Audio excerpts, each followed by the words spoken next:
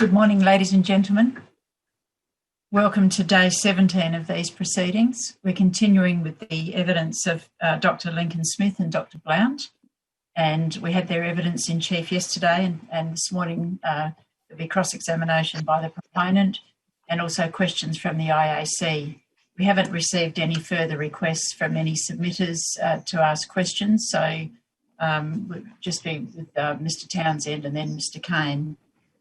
Today is Remembrance Day, the 11th of November, and you may be aware that I'm in my office, and our office does have an 11 o'clock announcement. So no matter where we are at that time, we will obviously take time to pause and remember those, and you'll probably hear the loudspeaker from our offices. So if that doesn't come on at 11, I'll certainly close at 11 anyway to allow for 1 minute's silence by us all. Mr. McCullough's not with us this morning, so Mr. Kirsch is looking after the documents. Can you please update us, Mr. Kirsch? Thanks, Madam Chair. We have 4 documents. Document 407 was provided by Mornington Peninsula and Bass Coast Shire Councils and is the instructions that were given to Mr. Moore.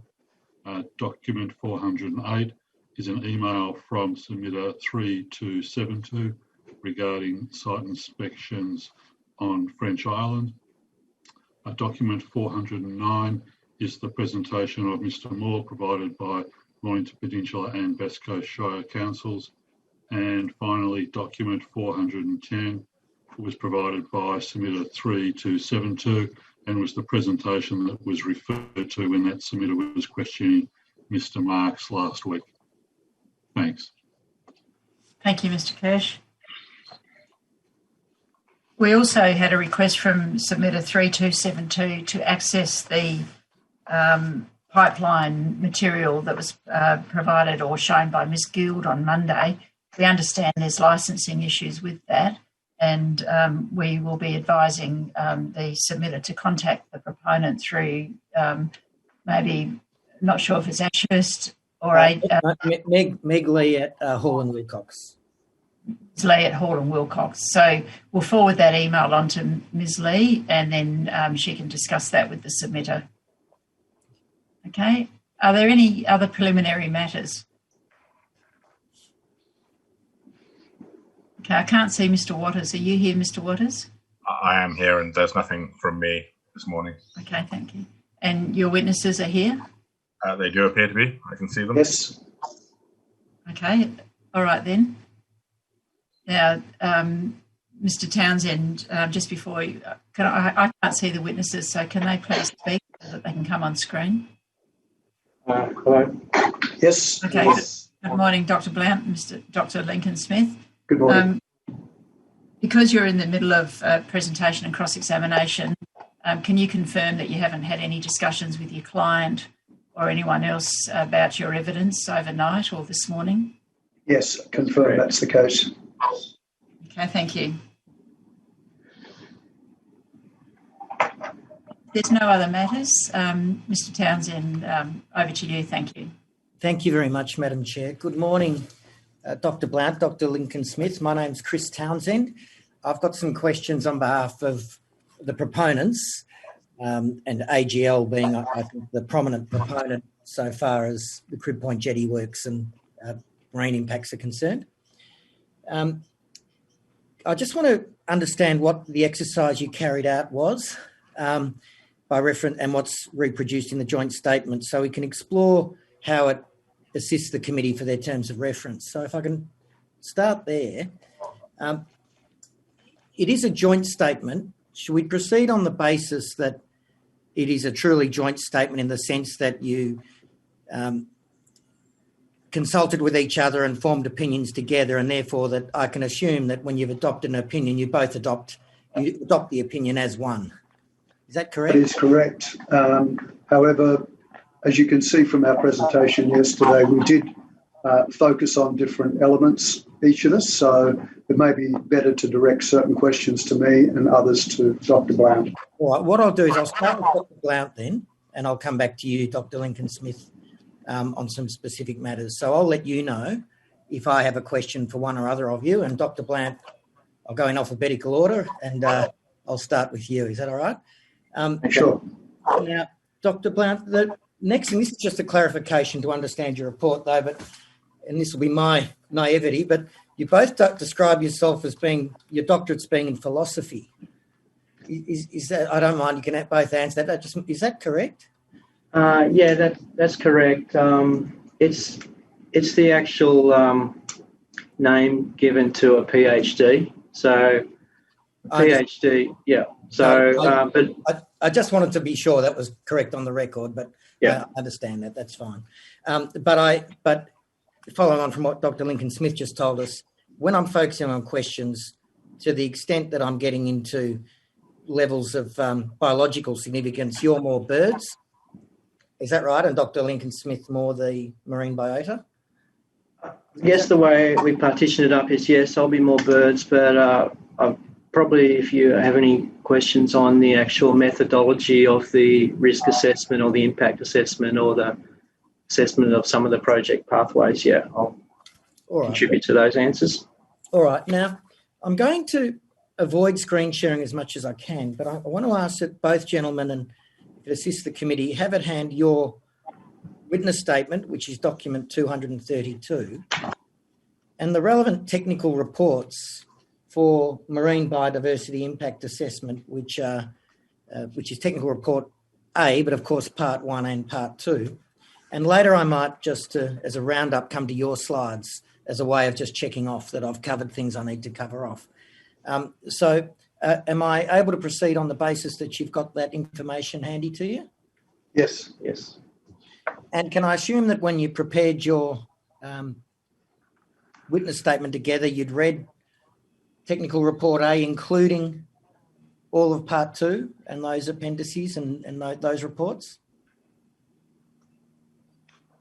Yes, I read ones that I considered were key to my area of expertise. All right, well, we might come back to that.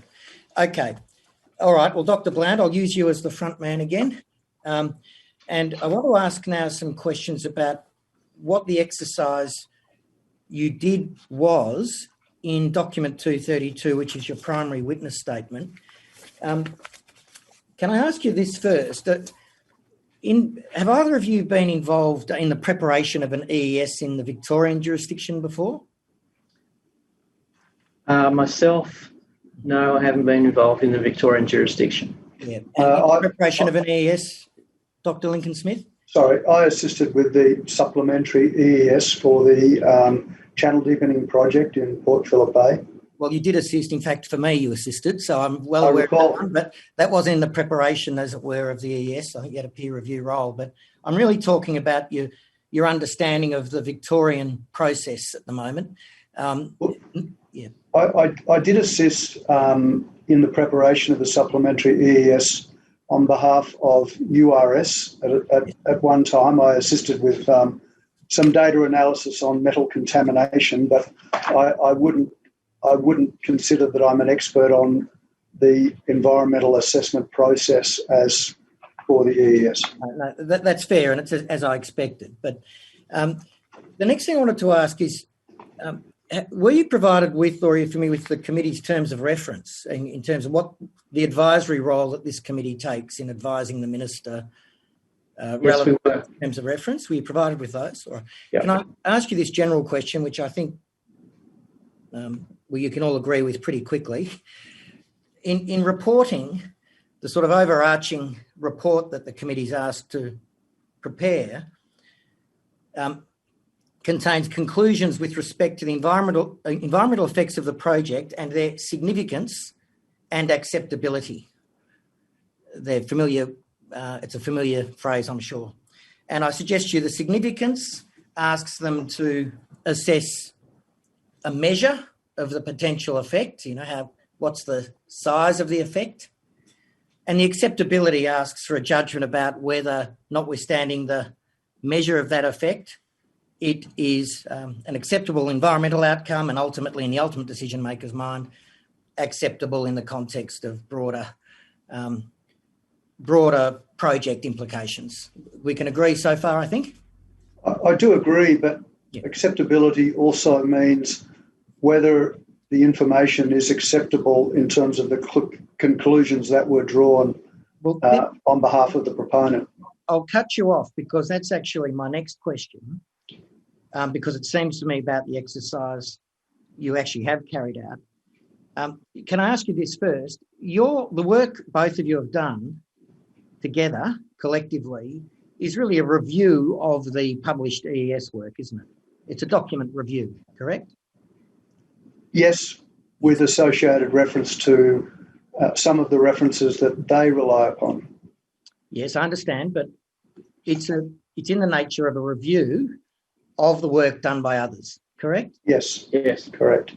And in that sense, there's no independent research or field studies that you've undertaken to satisfy yourself or to research any aspect of environmental effects, is there? Correct. I would say though that some of the relevant references that the experts had referred to, we would, in some instances, look at those and just clarify that what's been said is correct. I can check the literature referred to in the document. That's a literature review, if you like, or reviewing the literature referred to. But what I've just asked you, Dr. Blount, and I will just re-ask you haven't done any independent research or field studies or assessment of environmental effects of the project, have you? That's correct.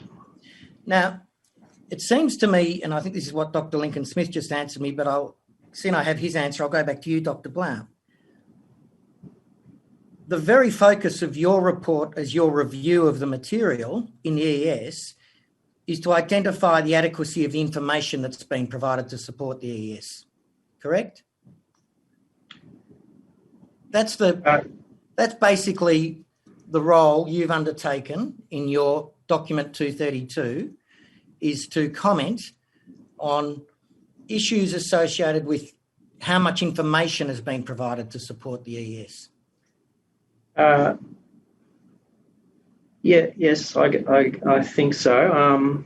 But I can take you to your report if it helps. But I was hoping to be able to bundle that up with agreement if I need to. So I'll give you that. I really thought we'd get there quickly. So I'll just ask you again.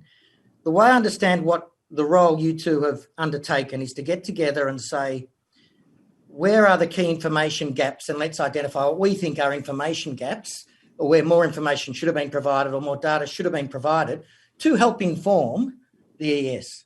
Is that fair? That's fair. Yeah.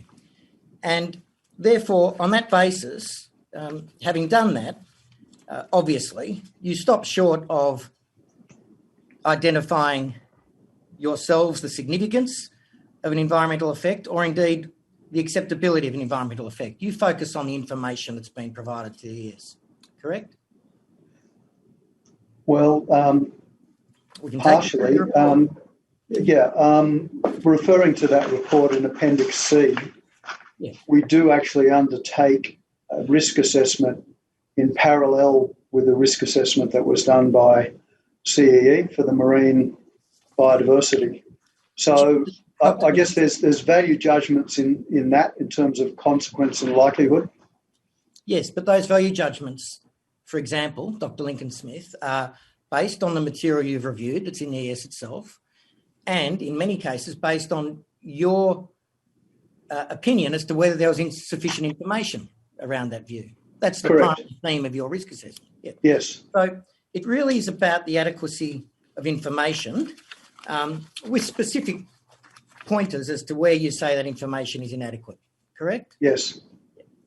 Now, before I come to those, and those matters, I mean, you have focused on, but it seems to me in summary, they concern the level of information around existing conditions around Crib Point itself, including the jetty. Yes. Yes. In no particular order, penguins. Yes. Information about plankton communities, meaning variation between plankton and or abundance in different parts of Western Port Bay. Yes. And I think I mentioned penguins. Cumulative impacts at Crib Point, if that's probably part of the Crib Point existing conditions, but cumulative impacts. Yes. Yes. And then I think I understood yesterday information around particular varieties of, I'll bundle them together as sea life, as they might be impacted by the intake facility by impingement, for argument's sake. What other things might be attracted to or impinged by the intake? Well, impingement and entrainment. And entrainment, yeah. Yes. All right. Now, in your report, your summary of those matters, I should have mentioned shorebirds, I beg your pardon. But if I go to page 10 of your primary witness statement,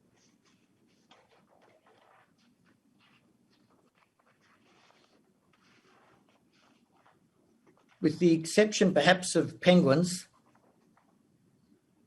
that's the list there in the middle of the page on page 10, isn't it? Yeah. Yeah. Okay. So, and where you've referred to, for argument's sake, the condition and density of seagrass or intertidal flats or the subtidal soft sediment, your point is around the crib point area, the more existing conditions in the local area, correct? Well, that's the primary focus, but because of the Ramsar condition, it does require consideration at a broader scale as well. Yeah, well, which is what the EES does, but we'll come back to that in your risk assessment, because I understood your criticism to be not that the EES doesn't consider the Ramsar at the broader scale, but that there should be more information at the existing conditions local scale around crib point. Yes. Yeah. Okay. All right. Now, look, I want to come to the Victorian process for a moment. And I'll go back to Dr. Blount. I've just got a better view of you on my screen, to be honest. I can see Dr. Blount quite clearly. I'm occasionally getting a left shoulder from Dr. Lincoln Smith, so I'll stay with Dr. Blount for a moment. Dr. Blount, the process that's undertaken in Victoria is summarised or set out for you in the scoping requirements that are attached to your witness statement. Yeah, understood.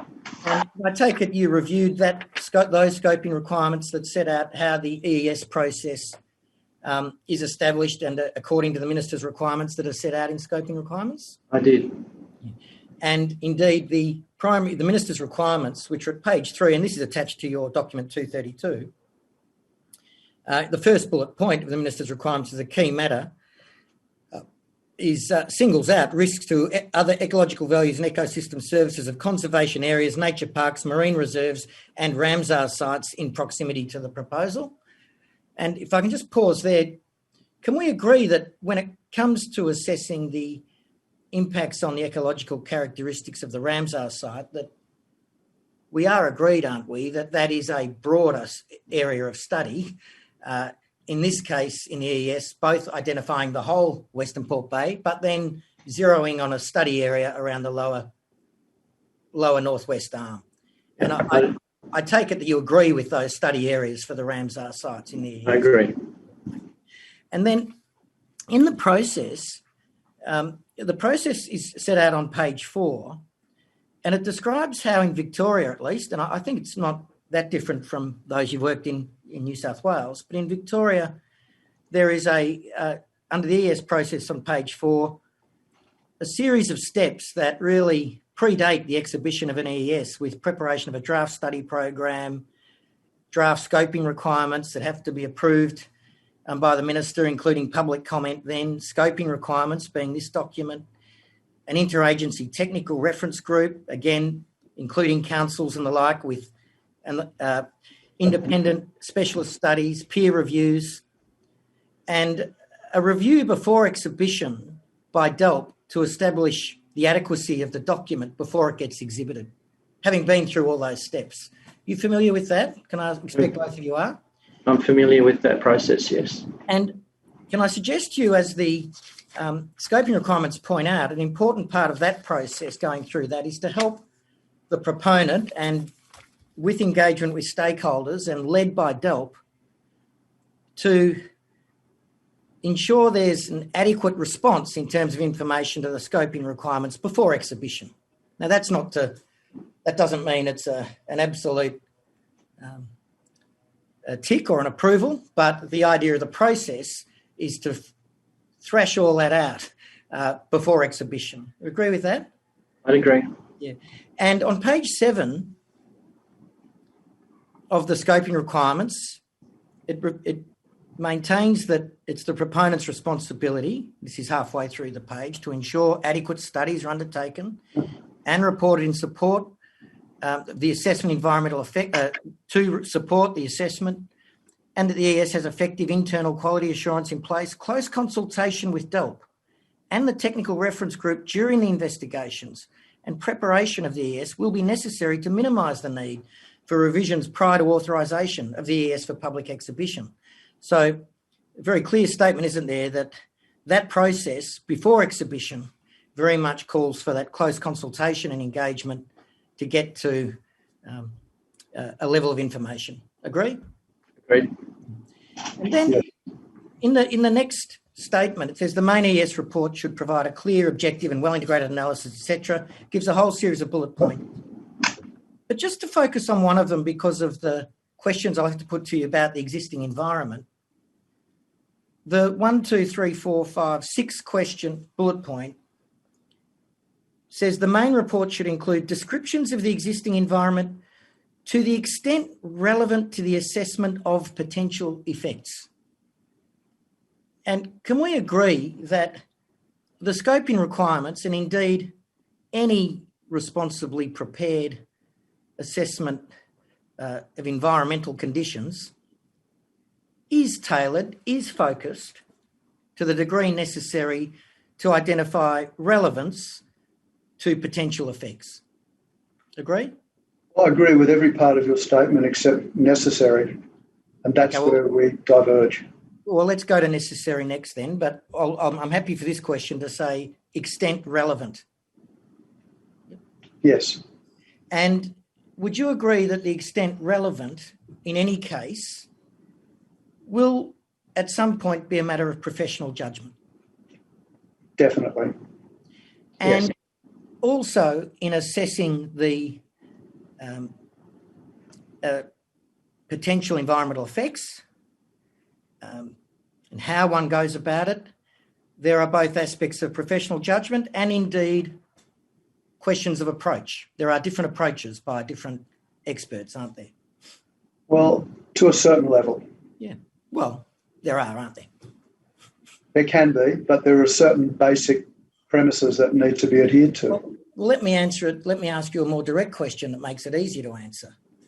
In any case where an impact assessment is being prepared, it's necessary to look at the approach that was taken and then to assess whether that's a reasonable approach and whether the descriptions of the existing environment, using that example, have been provided to the extent relevant to the assessment of potential effects arising out of that and that approach. As an independent reviewer, yes, that's the case, that we would assess, again, that word adequacy. Yeah, but we can agree, can't we, that in every case of environmental effects, one or other consultants could say they would have done more. One or other consultants say they would have required less. There will be areas around professional judgment where, like experts, disagree about the level of adequacy or level of information that was provided to the extent relevant for the exercise. Agreed. Yeah. And indeed, that's an experience you and I have had, Dr. Lincoln Smith, in the other case you and I worked on once, where your work was criticised for not being sufficient. I'm sure you've experienced it on many other examples in EESs, and it's not a criticism of anybody. It's just there is always more that can be done, isn't there? There's always another survey, always another species. There's always something else, isn't there? Mr. Townsend, can I just make the point, though, that I guess the adequacy of how much information should be collected should be proportionate to the scale of the project and the potential impacts and the sensitivity of the receiving environment. Well, I agree with you about that because that's my next topic. So, because the clause I just took you to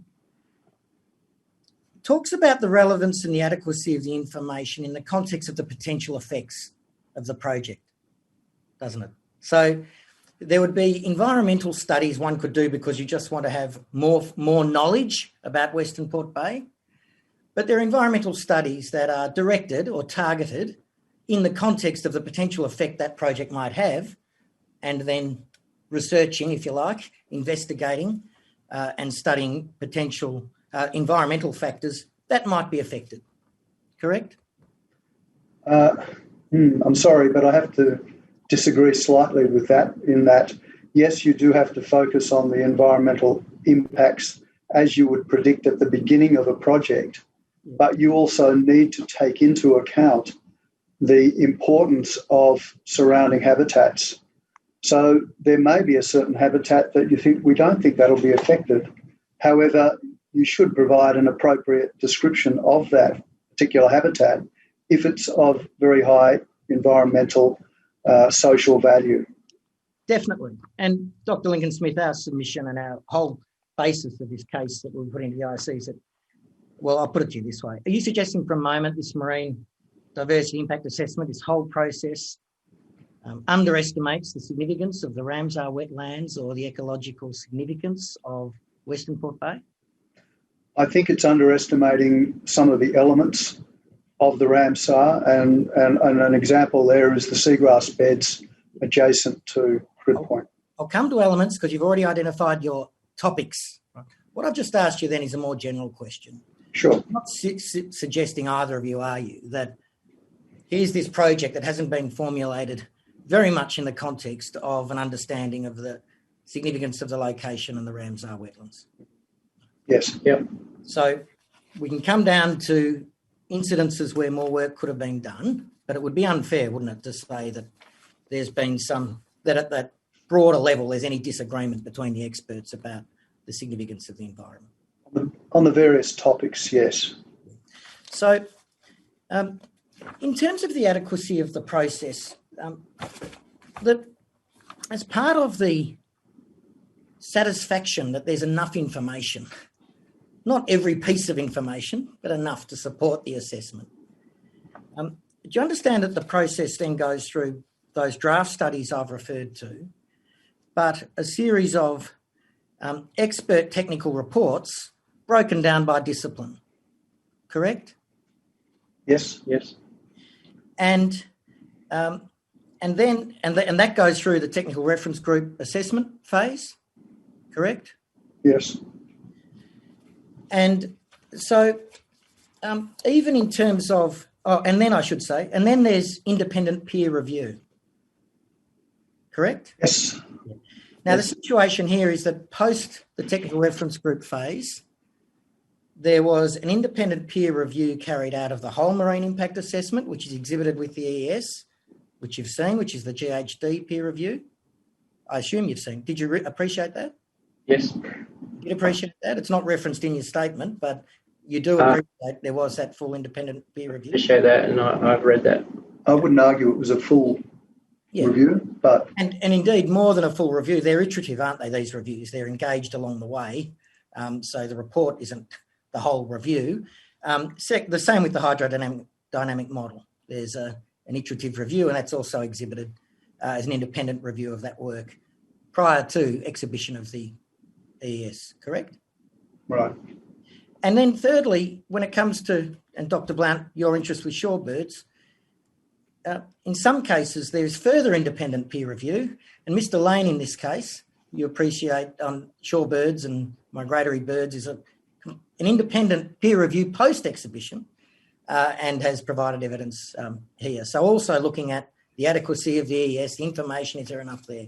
So I just wanted us to agree there is this layering of experts who are asked the same question around adequacy of information, and it draws attention back to my point about differences of opinion.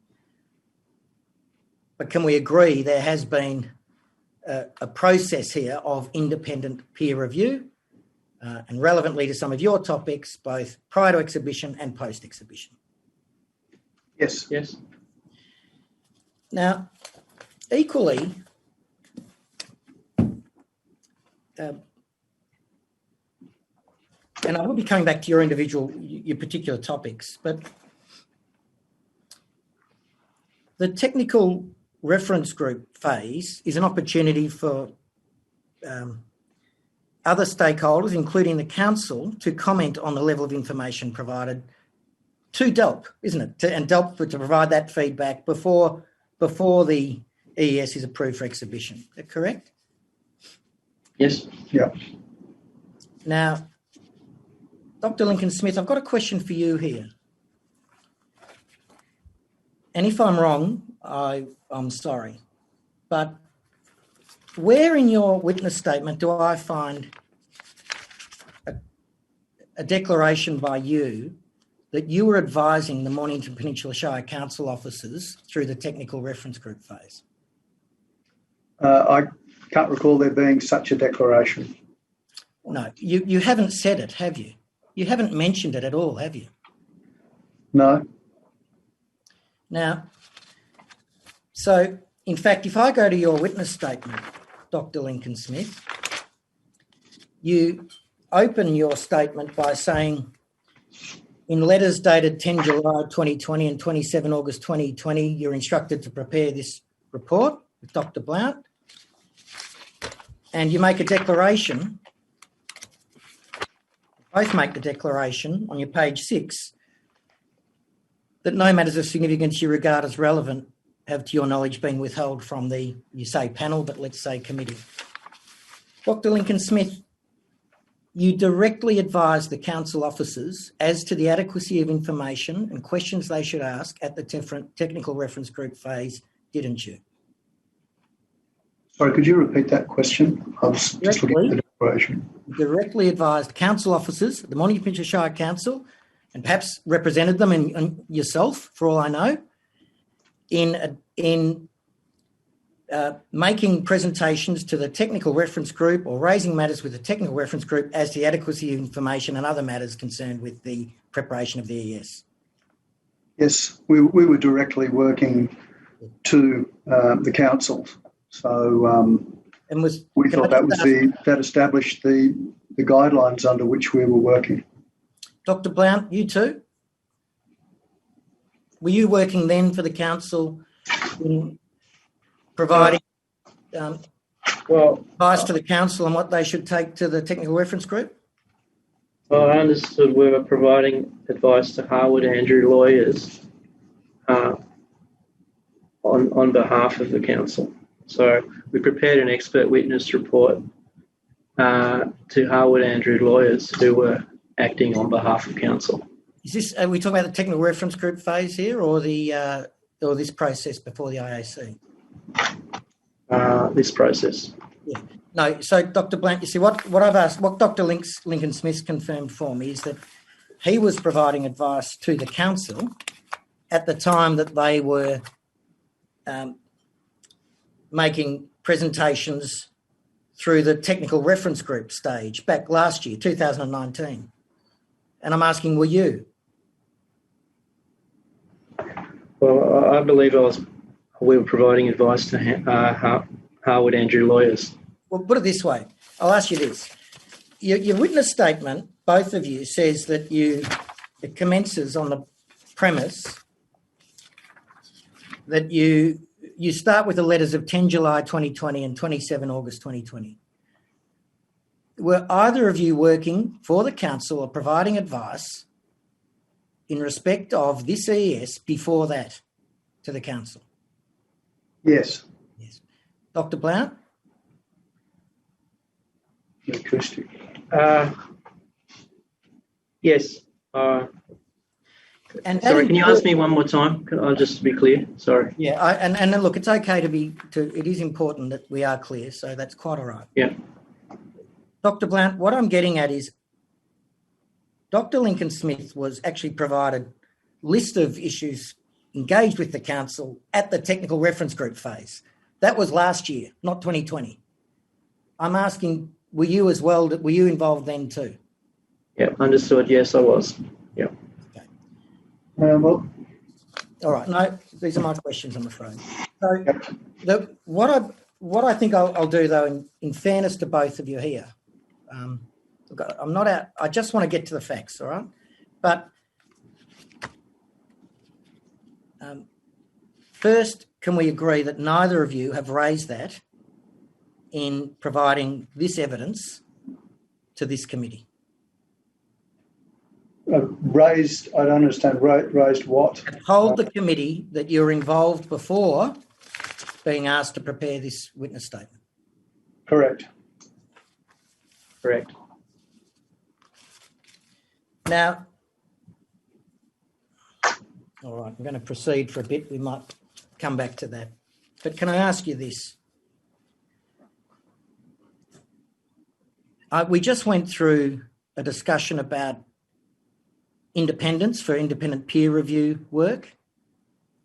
Would it be fair to say, in the light of what you've just agreed with, that your role in this case should be seen as one where you're asked to identify issues for the council, and that you've been doing that since last year, and that the approach you've taken in your document 232 is identify key issues for the council? Yes. Yes. Okay. All right. Now, it doesn't mean they're not issues, and so I still want to ask you questions about them, but it's necessary I put it in the context of the role that you're undertaking. But the next topic, I'll just check that, Madam Chair, I'm going fine. Someone can jump in on me if it gets to near 11 o'clock. I'm going to move to a different proposition, which comes out of Dr. Blount, something you just said to me before about the adequacy of information needing to be relevant to the impact and needing to understand what that impact could be. And I want to ask a couple of questions about impact here. You haven't identified, have you, in your reports, a significant or unacceptable environmental impact of this project, either at Crib Point or more broadly in the Ramsar wetlands? Are you asking me, Mr. Townsend? Dr. Blount. Yep. That's correct. What I have identified is uncertainty about the conclusions regarding the impacts. Yeah. Okay. Now, the first thing I wanted to ask about impact is what you measure by that. And I'm going to start, Dr. Blount, by inviting you to, I'll go by reference to a slide you raised yesterday when you were describing shorebirds and potentially need for more information around Crib Point and reliance on the EPBC Act guideline that applies specifically to protected species and Ramsar sites. Do you remember when you took us to that yesterday? Yeah, the guideline specific to assessing impacts to migratory shorebirds. Yeah.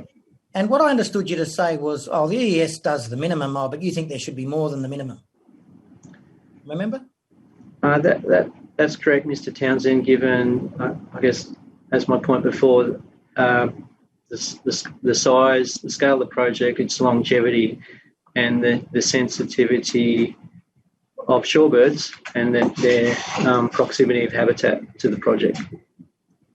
Okay. And given the uncertainty, the natural variation in abundance of those species among years and also within years.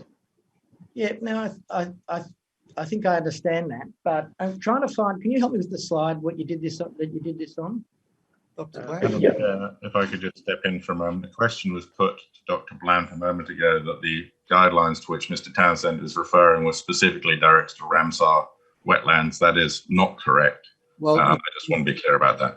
Mr. Waters, I think his answer clarified that perfectly well. Okay, have we got the slide, Dr. Blount? That's why I'm asking you. Let's go. I want to see what you've actually said on the slide. We got it on the Slide number. I'm sorry, gentlemen. Yeah, I was just trying to find it. Just bear with me. It'll be after. I thought it was under shorebirds, but I've gone to that area and I don't see It'll it. be after that. Oh, it's later on. Okay, thanks. Oh, it might be sorry, it is. I found it. I think it's slide number 28. Yeah.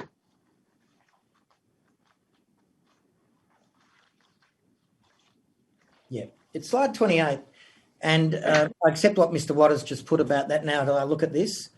And I accept your answer, Dr. Blount. But But you are referring on slide 28 to the EPBC Act Policy Statement 321, and it's industry guidelines for avoiding, assessing and mitigating impacts on EPBC Act listed migratory shorebird species. And Yes. ask the question. Now, if I pause for a minute, it's that policy statement or guideline that Mr. Lane has said and the ES says is met, and you say, well, they've met it, but only to the minimum, they should have done more. Remember saying that? Yes, I said that. And when you went to this slide yesterday, and I'm talking about impact here, you said, look at the key words. You said there are key words and you drew attention to them. Result in increased disturbance. Do you remember when you did that yesterday? Okay, I did say that on one slide. I'm not sure if it was this one or not. Well, it was this one.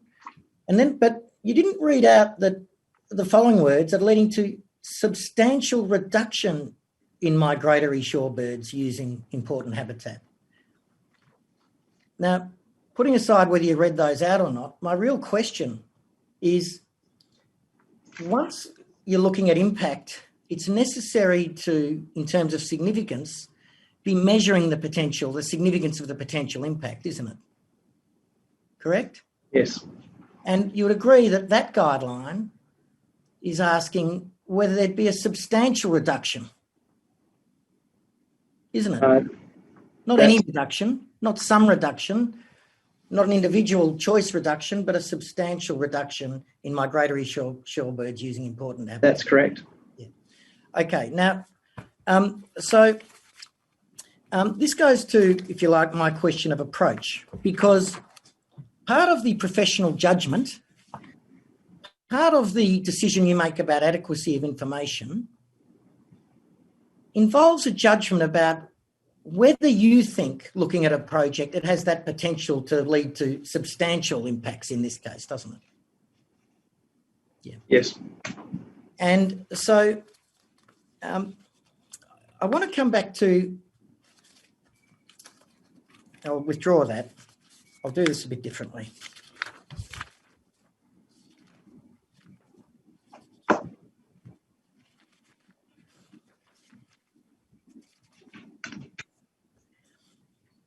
I think, Dr. Blount, with that question, with that answer, you've saved me a few questions. But I think for both of you, I should instead just put this question, Dr. Lincoln-Smith and Dr. Blount.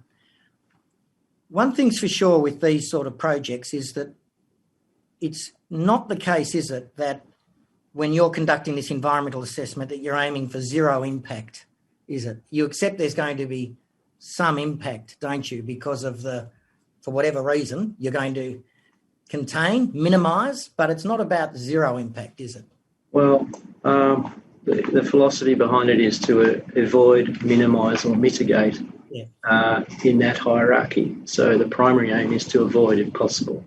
Well, let's assume that it's not avoid if possible is not there for that we wouldn't be here otherwise.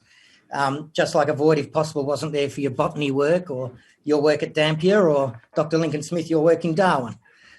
So let's assume that the question I'm putting to you is around minimising, but we accept, don't we, that in locations of marine conservation significance, frequently we tolerate some impact with mitigations and with measures in the context of that principle of minimising impact, don't we?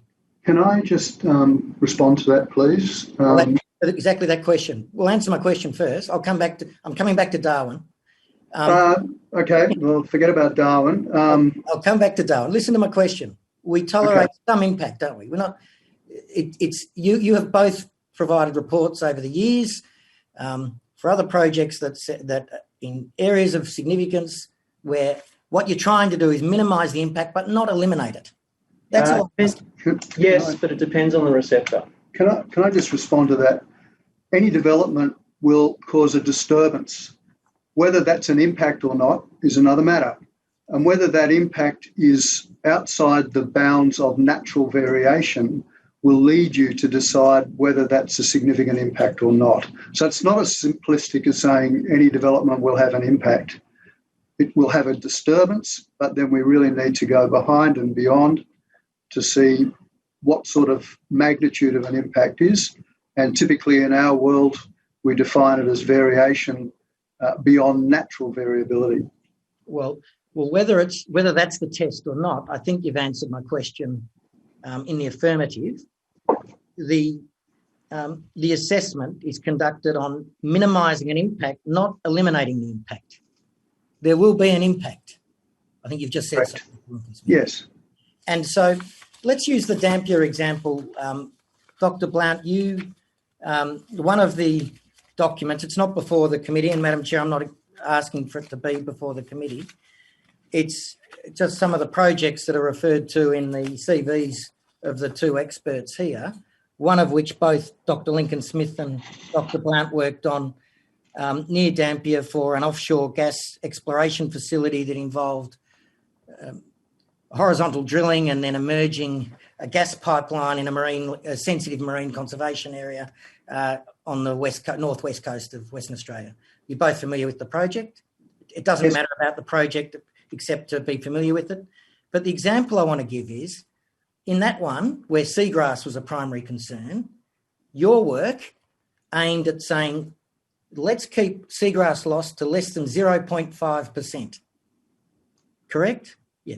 So the approach you took was to establish a minimised loss and make sure the project was within that, in those bounds. That's just as an approach. I'm not comparing it to this situation. Yes, Mr. Townsend, but there were some parameters around why we did that. Of course, and there'll be parameters around every case, but I'm using it as one example, and there are many in your CVs, of where the assessment, the acceptability of your assessment is in the context of a relative loss. In other words, minimising meaning compared with the whole of the natural variation or the whole of the abundance, it's a minor proportion. Correct? In that instance, Mr. Townsend, but in that instance, there is an actual threshold of acceptability that's written into West Australian government policy. Well, whether it's written in or not, it's the same point. It tolerates a proportional loss relative to the larger mass. To a certain level, and once that threshold's, exceeded, then, and it's a cumulative tolerance as well. Yeah. So what I'm coming at this as a question of approach, because that's one example, as is evident in this EES, of an approach being taken that tries to assess the impact of the project, but in a context of comparative impact against the mass, if you like, the background, nature, natural variation. Yes? Yeah. All right. Now, if I could just provide a slight context. No, I'll come back to you in a moment. I've got in relation to Dampier. Okay. Yeah, I've got some questions for you later. All right. Now, so in this approach, in fairness, when you're a consultant in this field, do you think it's appropriate to prepare your assessment, and even if, let's assume you're independent of the council here, that you're doing this as independent consultants, that it's fair to acknowledge the approach that was taken and see if that's a reasonable approach, even if it's not the approach you would have taken yourself? That'd be fair, wouldn't it? Yeah. Yes. I don't think it was a reasonable approach. That's part of my problem. Well, I know. And you're answering my questions for me. I appreciate it. But you see, what I've just said to you is that an independent reviewer would be able to put that to one side, Dr. Lincoln Smith, and get out of that room that says, I wouldn't do it this way, I wouldn't do it this way, I wouldn't do it this way, and say, okay, accepting that somebody else would do it a different way. I wouldn't accept that proposition. I would argue that anyone who understood natural variability in the system would have incorporated that factor into the sampling that they did for the EES. And Dr. Lincoln Smith, you disagree with the peer reviewers, you disagree with the authors. I understand that, right? You disagree. The question I'm putting to you is, a fair independent assessment sometimes involves saying, okay, how about I did it their way? Is that reasonable? Does that result in me missing a significant impact or not being able to measure a significant impact or not? That's really the test, isn't it? Yeah, well, I would say no. I would say that, and we're not talking about an impact, we're talking about providing information to assess an impact in this particular case. Yes, but you see, what I'm putting to you, Dr. Lincoln Smith, is we can provide information all day long. But if you're going to, just because someone does it differently, doesn't mean the result is that they haven't provided adequate information to assess the potential effect, does it? Well, if they haven't done it properly, then it won't provide the appropriate information. No, and I won't disagree if it's not done properly. What I'm saying, if it's done differently or a different approach, I'm saying that fair-minded, independent consultants would acknowledge that someone might take a different approach. But the question is, have they satisfactorily addressed the potential environmental effects? Have they provided enough information that we can assess the significance of that effect? And does the IAC have enough information to advise around the acceptability of that effect? And have they got enough information at hand to identify what mitigations might be necessary or what further work might be necessary moving forward? No. Okay, good. Now, Dr. Blount, I'll come back to you. I want to ask you now about, I'll just check the time, 10:02. I'll ask a couple of questions before the break, but I'd ask you to go to page 26. I assume that you both wrote the words of the report, therefore that if they're written there, I think we've already established you both hold them to be true. So at page 26, there's a double negative I'm interested in where you're describing the Ramsar Convention under the summary. And in your language, halfway through your opening paragraph, you say, this does not mean that new projects should be refused within these areas. You're talking about Ramsar here. Right? Given our need to use coastal waterways, where some Ramsar sites occur for ports and other activities. Now, I just want to pause there for a minute and take the double negative out. This does not mean that something should be refused. You both agree, don't you, that a relevant aspect of this project, albeit in a Ramsar site, is that it is also within a port that coincides with the Ramsar site, don't you? Yes. And well, they're your words, Dr. Lincoln Smith. Do you want to say I got them wrong? What I want to say is... Too, did I? Everyone's wrong, aren't they, Doctor? What I want to say, I'm sorry if I'm being argumentative, but what I want to say is that it's within a port environment, but we're talking about an industrial process as well. Well, yeah. What would you call Long Island Jetty? A port environment with an industrial process? Well, the industrial process is on shore there, as far as I understand. Well, what you call port, just the water is the port in your definition, is it? Have you looked at the declared port area? What does it involve? Just water, Well, is it? No, there is infrastructure that's associated with it, but the FSRU is an industrial process that is in the water, basically. Well, we can identify aspects. I think that's a fair thing, that there are characteristics of the operation. But I would truck with you or disagree with you that therefore we should describe a port as being anything other than an industrial use or an industrial activity. Yes. I think the IAC will be better served if we accept it's all industrial, but we look at characteristics of the particular or implications of the particular process. Is that all right? Yeah. Yes. So now the proposition, though, isn't it, is that as you've both experienced widely in your own practices, when you're minimising impacts, environmental effects, it is relevant to both of you that sometimes that tolerance is influenced by the fact you've set out in your statement that there is a need to use coastal waterways where some Ramsar sites occur for ports and other activities. Yes. Yes.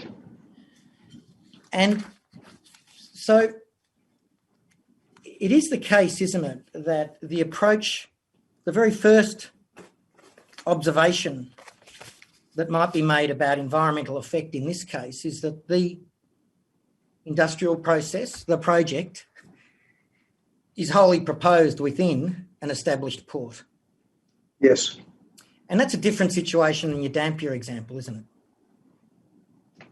Where your pipeline had to come opportunistically from the platform through a marine conservation area where you couldn't rely on it being an area that was otherwise declared for industrial purposes.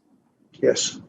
So this is a situation where there is an improved inference, if you like, or an improved starting point that as if you like, a primary mitigation, a mitigating factor at the commencement is that the project's proposed within a declared port area. Correct? Correct. However, as I said previously, the Dampier project, we didn't prepare the EIS. We were following requirements as what was needed in terms of monitoring. So it is somewhat different. It's not a criticism of your work. I'm sure it was a perfectly well conducted process.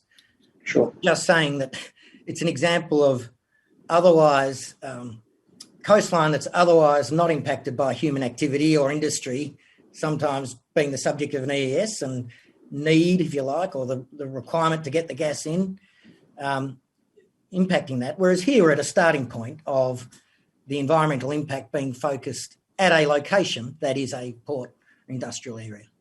Correct? Yes. Okay.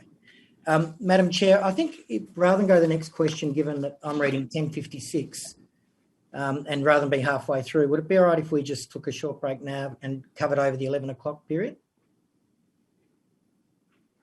Okay, well, we'll take the break and we'll resume at 11:10.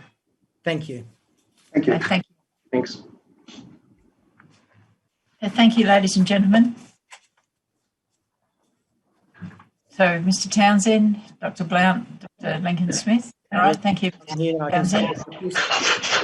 All right, gentlemen, a couple of things I just realised I hadn't asked before I move on to some of the more direct impact questions.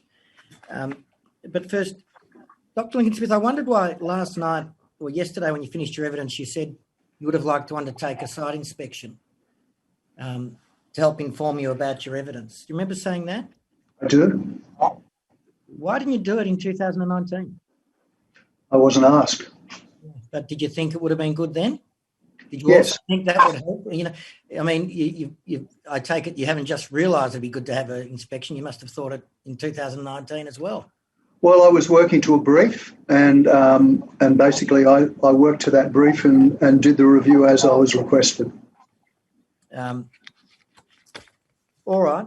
Now, the other question that I just wanted to come back to was just to link a couple of themes, but you remember we talked about Dr. Blount, the EPBC Act guideline, and that complied with, but you said that's only a minimum.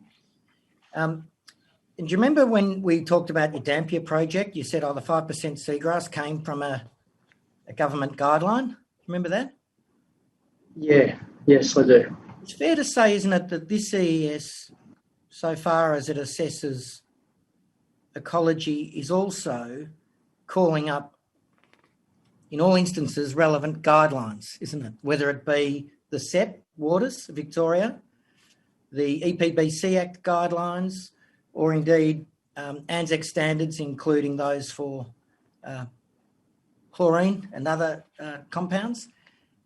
It's fair to say, you're not suggesting, are you, that this EES has missed relevant guideline values, are you? No, I'm saying it's considered guidelines. I'm just saying that the way the West Australian guideline is written is quite specific about the tolerance of particular impacts. Well, specific or not, the question I'm putting to you is that when you're doing an assessment around what's necessary, it is entirely appropriate to be guided by government guidance, isn't it? I agree with it. If I could add a caveat about that. Yeah. Yeah, I agree that the relevant guidelines have been used and interpreted. I disagree with some of the interpretation of how the guidelines should have been used in regard to level of acceptability of impact, particularly with regard to shorebirds. And we'll come to shorebirds eventually, but I think we're going to a specific item there. So I'm staying back now on the approach taken in the ES. And Dr. Lincoln-Smith, I know it's not your approach, so we'll have to to see how you go. But can I just ask you, by agreeing to some propositions about the way this assessment of environmental effects has been carried out? We got past the first question I wanted to put to you, which is its location within a port, and I think we've finished off on that. Yes. But there are then a series of what are described as, in some cases, initial mitigations and in some cases, primary mitigations in the marine impact assessment to confine the impacts of the project at the outset, aren't there? Yes. Yeah. What are they? Give me some examples. In relation to screens for entrainment, in relation to port operations, which I don't really think are a mitigative measure as such. They're just what they have to do when they come into a port.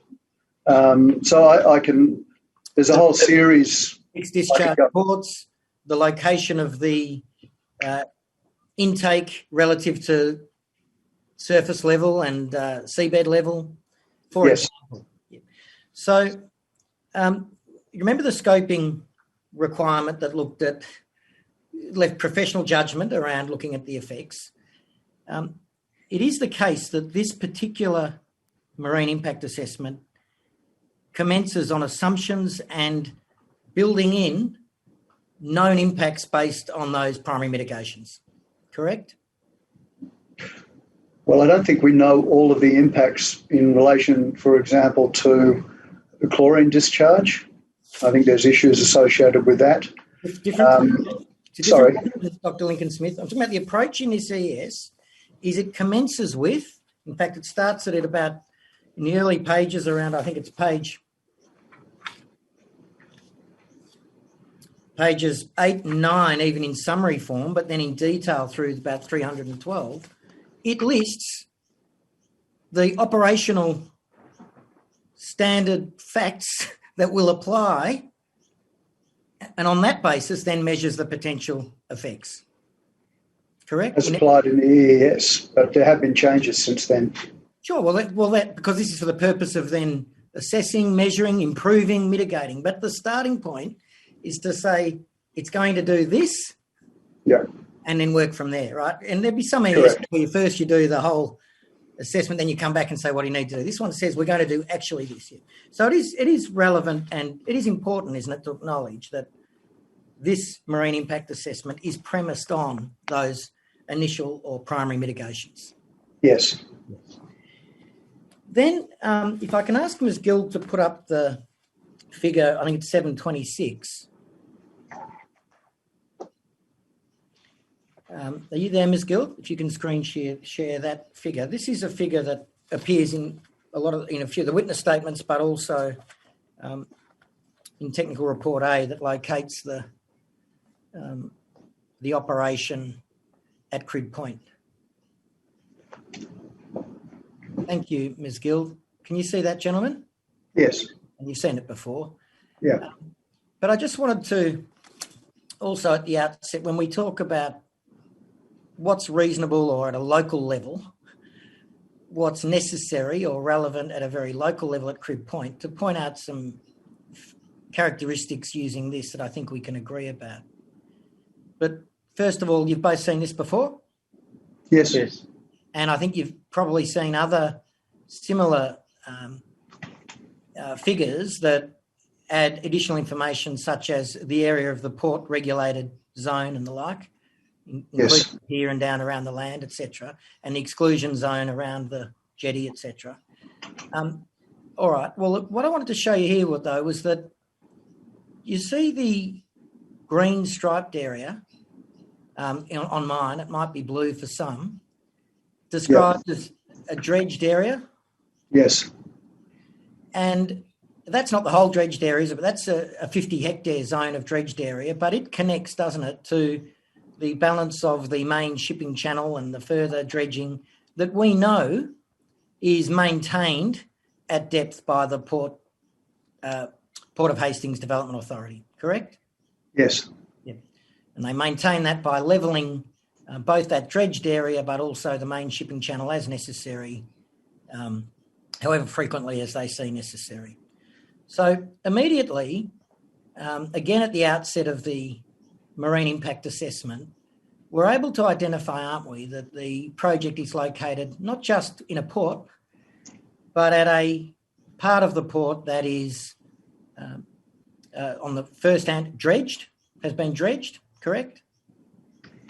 Yeah, a long time ago, Mr. Townsend, I think maybe 50 years ago, from what I understand from the port submission. Has it been dredged or not, Dr. Blount? Yes, it has. And is it maintained at depth as described through the marine impact assessment? Well, our understanding is that it's not regularly dredged within that dredge basin, the striped area, and it says that in the EES that there would have to be removal of some slightly elevated portions, I think clay material or something like that. Clay lumps, but that's what I'm talking about, the levelling or maintenance. You're not suggesting, are you, that the Port of Hastings Development Authority doesn't maintain its shipping channels or its dredged areas around its jetties? Well, definitely the shipping channel, but I'm just a little bit unsure about within the Crib Point jetty, because we thought that dredging had occurred I think it was in the 1960s when they'd originally constructed the wharf. Well, let me put it to you as a question we did before lunch then instead. If an area is a declared port, it's one of those locations, isn't it, where you would expect there are implications of it being used as a port. One of those would be along the lines of levelling, maintaining shipping channels and areas around berths, wouldn't it? Yes, of course. Yes. So there you've got, and you see that just identifies an area of 50 hectares being the stripey area. It doesn't identify everywhere, just the 50 hectare zone. See that? Yeah. Yes. And then west of us, you've got the a fishing exclusion zone, and which coincides quite largely with actually a full regulated exclusion zone for humans because of the nature of the activities at that berth. Correct? Correct. We also know that at Crib Point at the moment, currently it's used for petroleum imports, correct? Yes. And that it's had a history of use for fuel imports, not necessarily the same company, correct? Yes. Yes. And in fact, we also know that north of us at Long Island Point Jetty, it's also a port where fuel is imported and exported from. Correct? Yes. Yes. Now, so looking at this, I also wanted you to identify that at the outset of the marine impact assessment, that on this figure, it was shown in the ES, in other words, from the outset, on the basis of integrating the information around, and I'm using for the present purposes, chlorine impact envelope. You see that? Yes. And that chlorine impact envelope drawn there was drawn at 5 hectares, which from the technical report A at the time was premised on assumptions made at that time without further mitigations and a 5 hectare envelope. But you can see there that 5 hectare envelope is virtually wholly within the dredged area and the fishing exclusion zone area and in and around the vessel and the berth itself. Correct? Yes. Now, look, I think in fairness, I'll give you both this chance here because I think you said it yourself, Dr. Lincoln Smith, yesterday. Neither of you would take your qualifications so far as to give expert evidence around the impacts of chlorine in the sense of toxicology, would you? Correct. No. Or the behaviour of chlorine in the environment and how rapidly it breaks down, etc. Yeah, correct. So I won't put questions to you on the chlorine per se, but I'm doing this on the basis of approach taken to the EES. But had you picked up that in Dr. Wallace's work and AGL's approach it's taken to this case is that while it's identified that 5 hectare area for the purposes of the assessment, it's also putting its case that it wants to minimise that area as much as practicable below the 5 hectares. Yes. And depending on which guideline value used, and I'm not troubling you, doesn't matter which one, that could be a significantly reduced area around the discharge ports at 40 metres around the vessel, or at 100 metres from the vessel if you use a more stringent guideline but even on that, only a 3 hectare envelope. This is 5 hectares. So on the latest document 395, a lesser area. So what I'm getting at, though, is putting aside whether that's right or wrong, is that this is a situation where through the impact assessment, the impact assessment includes a description both of the mitigations that are in place and, in this case, the chlorine impact envelope that would be produced. Correct? Yes. Yes. And so these are relevant factors, I suggest to you, under the scoping requirement when one's considering what's the extent necessary for information about areas that are outside areas of impact. Accept that? Not sure that I understand what you mean. Sorry, could you repeat that? Look, it's a fair criticism. It was a poor question. Well, not a criticism. I think you were just being polite and asking me to ask a question again. What I'm saying is that, do you remember that the professional judgment here, when you're preparing the CES, requires a judgment about what's the extent of information necessary based on the potential effects? Yes. Or no, I said, sorry, I was unfair to you then. I said necessary again. Relevant was the word, but you previously asked me if it was necessary. But what I'm saying is that we have a situation here based on this slide and similar slides that concern temperature that depict a situation that tells us that these example using chlorine impact envelopes don't approach the intertidal areas or the seagrass. Correct? Based on that modelling, yes. Based on the modelling, based on everything that's done in the ES and that can be verified and understood by experts. So what I'm putting to you by way of an example is that in your professional judgment, when you're preparing the impact assessment, it would be reasonable for that professional judgment to say, well, I can see the chlorine impact envelope never approaches the seagrass or the intertidal zone. And on that basis, I don't need to have further condition surveys or more understanding about that intertidal zone or seagrass, at least based on this potential environmental effect. That's a reasonable proposition, isn't it? Well, I almost agree with you, if I may just justify my thoughts on this. Firstly, if that were the case, why did the EES bother to even describe the seagrass habitats if they thought that there was absolutely no question of any issue? So they described the seagrass habitats, but they used very old data, okay? So it wasn't a good description of what's there. And obviously, if they thought, well, this modelling is just so perfect and is never going to be found to be lacking, then why would we bother to describe it in the first place? Well, okay, so really that's my concern, that there is no description in the event that the modelling is not correct, and also in the event that there is an unexpected event like an oil spill. Sorry, Dr. Lincoln Smith, you're running ahead of me now, but I'll pause you where you started. Sorry about that. Yes. So you're saying there's too much information in the ES? I'm saying that it's inappropriate information. No. So let's break it down. I suggest to you there are very good reasons for that if you read the scoping requirements and the evaluation objectives, because a description of that broader study area that you agreed with in earlier questions is required to describe the Ramsar values. So I'll suggest to you that was absolutely necessary information that's being provided.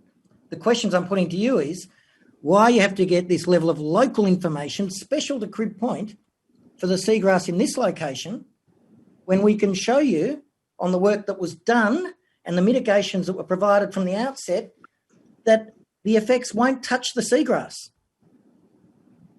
Well, I disagree that there won't be any effects on the seagrass. If there's an oil spill, for example, then it could decimate those seagrasses.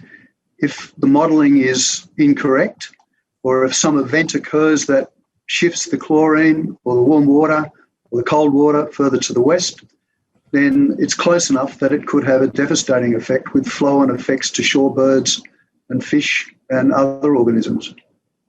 All right. Dr. Blount, would you like to give a different answer, or do you just want to adopt? No, I'd like to. Thanks for asking, Mr. Townsend. But yes, there are other risk pathways, and one that we have flagged that we think hasn't been given enough. Or looked into enough is the potential risk of tugs creating turbid plumes and also dispersing contaminated sediment from the area. I'll potential for that. Not from what you're saying, because I'll tell you now, I'm going to ask you both about tugs, oil, penguins, plankton, and contam. All right? Sure. What I'm putting to you at the moment is professional judgment, and asking you to acknowledge, whether you agree with it or not, that the approach that was taken through the draft studies, through the TRG, has been independently peer reviewed. That involved professional judgment. Proceeded on this basis of saying we know where the impacts are likely to fall, and we will then assess ecology or ecological characteristics as relevant to the effects that we're producing. I don't want to use the expression inside out, but it's kind of we'll start with what we know we're affecting, and then we'll look at that. We won't just start by saying there's seagrass at Western Port Bay, so we need existing condition surveys of every shoreline of seagrass around Western Port Bay. There's a difference in approach there, isn't there? I think they're somewhat putting the cart before the horse in that they're deciding on what systems they should study based on a set of modelling predictions, rather than saying where are the very valuable habitats and should we take a precautionary approach and understand a little bit more about those places. Well, yeah, all right. Look, you're running off onto a precautionary approach or whatever, which complicates questioning, but let me deal with it this way. I want you to assume that at the marine impact assessment, at one end there is this identification of potential effects, but at the other end there's still monitoring programs that are also recommended, aren't there? Well, yes, but... So come back to the questions I'm asking about the practicality of measuring effects, and I'm just asking you to agree with me that the approach that's been taken has been to start at the outset with a detailed predicted understanding of what the effects will actually be and the extent of where they will go geographically, and then to investigate affected aspects of the environment based on that approach. Well, philosophically, I disagree, because I think you need to look at the location of highly valued ecosystems or habitats and merge the two together. Well, in the modelling, that's what they did, but I'll have to come back to that too. Let me do this. I'll be in trouble if this goes beyond about another half an hour, I can assure you. So I'm going to have to up the tempo. I want you to go to your report, document 232.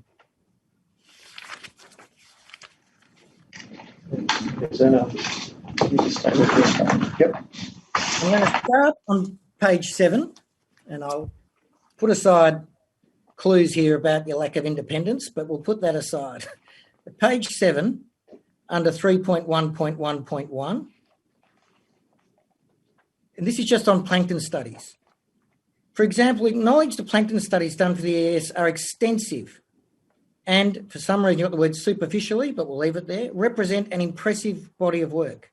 And then you go on to say why you disagree with it. Second thing I want to take you to is in your summary on page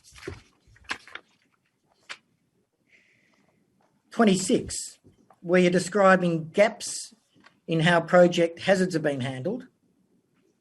Your third point, you say, well, comprehensive modelling has been done for some project hazards, such as FSRU discharges. See that? Sorry, I've just been racing to get to the right page. My apologies. Whereabouts are we on page 26? Yeah, well, look, I'm happy if you're just going to a page. I'll limit my question to page 26. On page 26, you acknowledge there has been comprehensive modelling for some project hazards, such as FSRU discharges. See that? Which paragraph are we looking at? Okay, thank you. Sorry about I'm that. happy for you to be shown, that's fine. Yep. That's what you wrote, gentlemen. Comprehensive modelling for some project hazards, such as FSRU modelling. Other projects, you say, have received minimal attention. You go to tugs. You've acknowledged in your report, both of you, that the modelling to show FSRU discharges is comprehensive. Yes. Yes. Yes. So what I'm putting to you is that based on that comprehensive modelling, this marine impact assessment was able to show the areas of potential effect from FSRU discharges. That's correct, isn't it? Yes. What they predicted. Well, you've said it's comprehensive. Are you going to be, I mean, Dr. Lincoln Smith, we can nitpick, but let's rise above it. You've called it comprehensive. Be a gentleman. That was the word we used. Yes. Okay. So what I'm getting at is that the way the marine impact assessment has worked and through the peer review is by identifying these discharge zones and seeing that they're avoiding, not minimising, avoiding seagrass habitat, intertidal zones, Ramsar valued areas completely. Yet you two come along and say, well, it's comprehensive modelling, but they still needed to go and do more about the seagrass that they're avoiding. You see, what I'm putting to you is that the EES is probably exceptional for the modelling it's done, the comprehensive modelling, including the particle modelling, to be able to demonstrate that areas of significance are wholly avoided. Correct, isn't it? Predicted as such. Like you predicted at Botany Bay, like you predicted at Darwin, right? That's how these things work, Dr. Lincoln Smith. Well, at Darwin, there was comprehensive work done even outside the areas that were predicted to be impacted. Dr. Lincoln Smith, are you having difficulty accepting this proposition? You've accepted modelling is comprehensive. The modelling shows that seagrass areas, intertidal zones and habitat are avoided by discharges from the FSRU. Correct? Under the modelling, yes. But that doesn't mean that seagrasses shouldn't be described better. And as I mentioned previously, in respect of an oil spill or some other event, then it would be really, really valuable to have that information. Look, valuable, nice to have, but you've just agreed with me, Dr. Lincoln Smith, that if the modelling is comprehensive and it's been through peer review and a hydrodynamic model, independent peer review, you're not peer reviewing the model. It shows avoidance. Full stop. Model shows avoidance. I agree with that.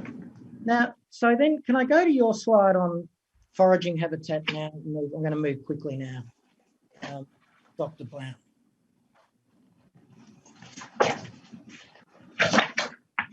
Actually, I'll tell you what I'll do to stay on the best possible side I can with Madam Chair. I'm just going to scroll through your slides from yesterday and put relevant questions in that order so that I can just do a checklist. Is that all right? And I'll just make it, Mr. Townsend, can I just make it clear that the time required was indicative. If you feel that you need to ask questions, don't. You're kind. I do, but I was conscious I'd said an hour and a half to 2, and I've only.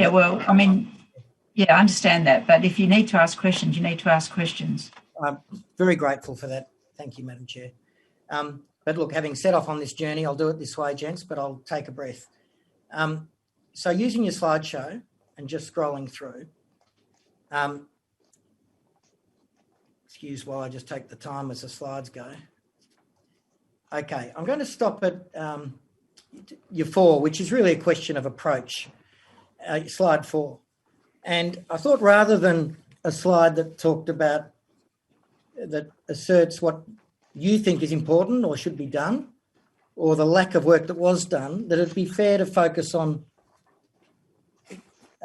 having you acknowledge on the work that was done in the context of providing advice to this committee and seeking information.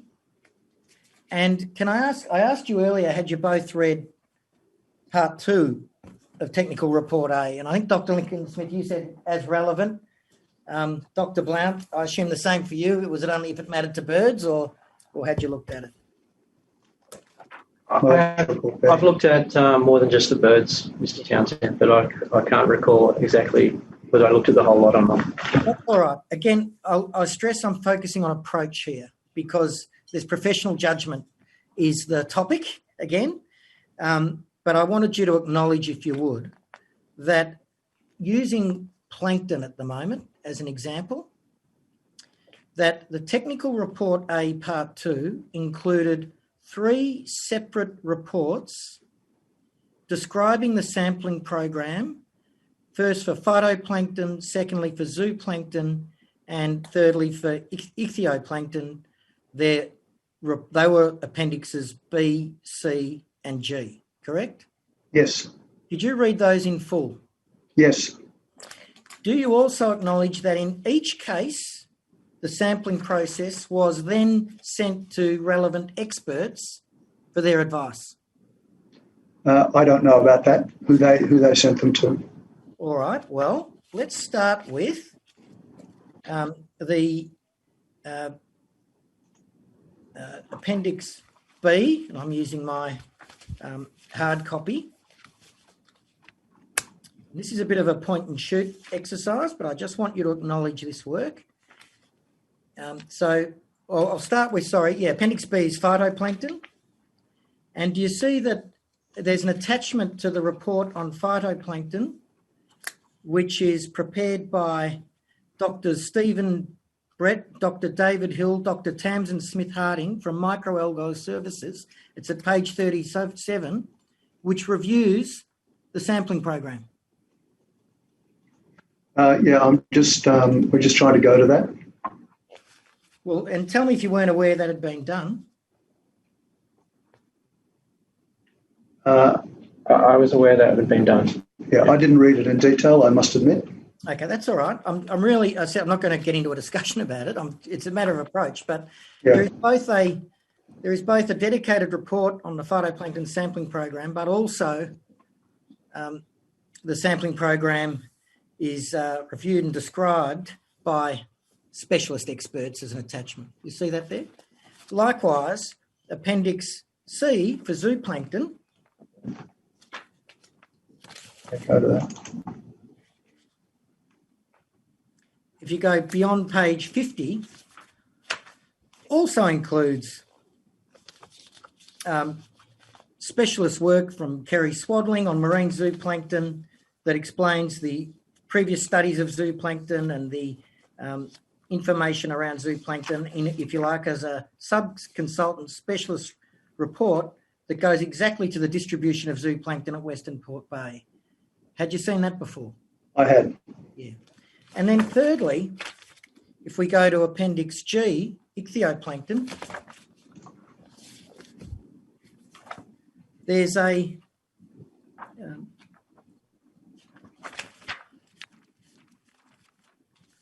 the attachment to that report is the review by the School of Biosciences at the University of Melbourne. In fact, it's Dr. Jenkins, I think, overview of the ichthyoplankton sampling program in the lower North Arm at Western Port.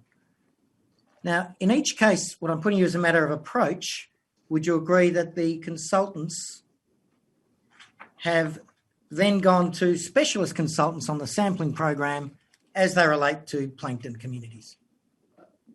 Tell me what page the ichthyoplankton... Oh, it's page 35. Sorry, Dr. Lincoln. Can you just go up to that?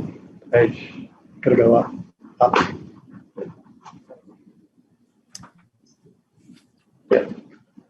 Yeah. As I understand, that particular one was that they undertook sampling. I don't know that they actually reviewed the work that was done. So that was their work. But I need to potentially qualify that. I notice it's also a draft. The point is, yours is a draft, is it? Mine doesn't say draft. There's a watermark. It's in the exhibited. Oh, it is too, but it's in the exhibited materials. Dr. Lincoln. Yes. And Yeah. got an executive summary, and if you go over it, it describes the sampling equipment method, laboratory process of samples, and results on page 11. The point I'm getting at is that we are talking at a layering of expertise here, and a divided layering according to the various species or the various types of plankton. Correct? Well, my understanding is that work was actually done. It didn't review the work, it actually did the work. Yeah, and because they're also asked to identify the various species, weren't they? University of Melbourne. Yeah, they didn't identify fish eggs, which was one issue that I had. Now, But yes, I acknowledge that, and I acknowledge Dr. Jenkins. He's got a fine reputation.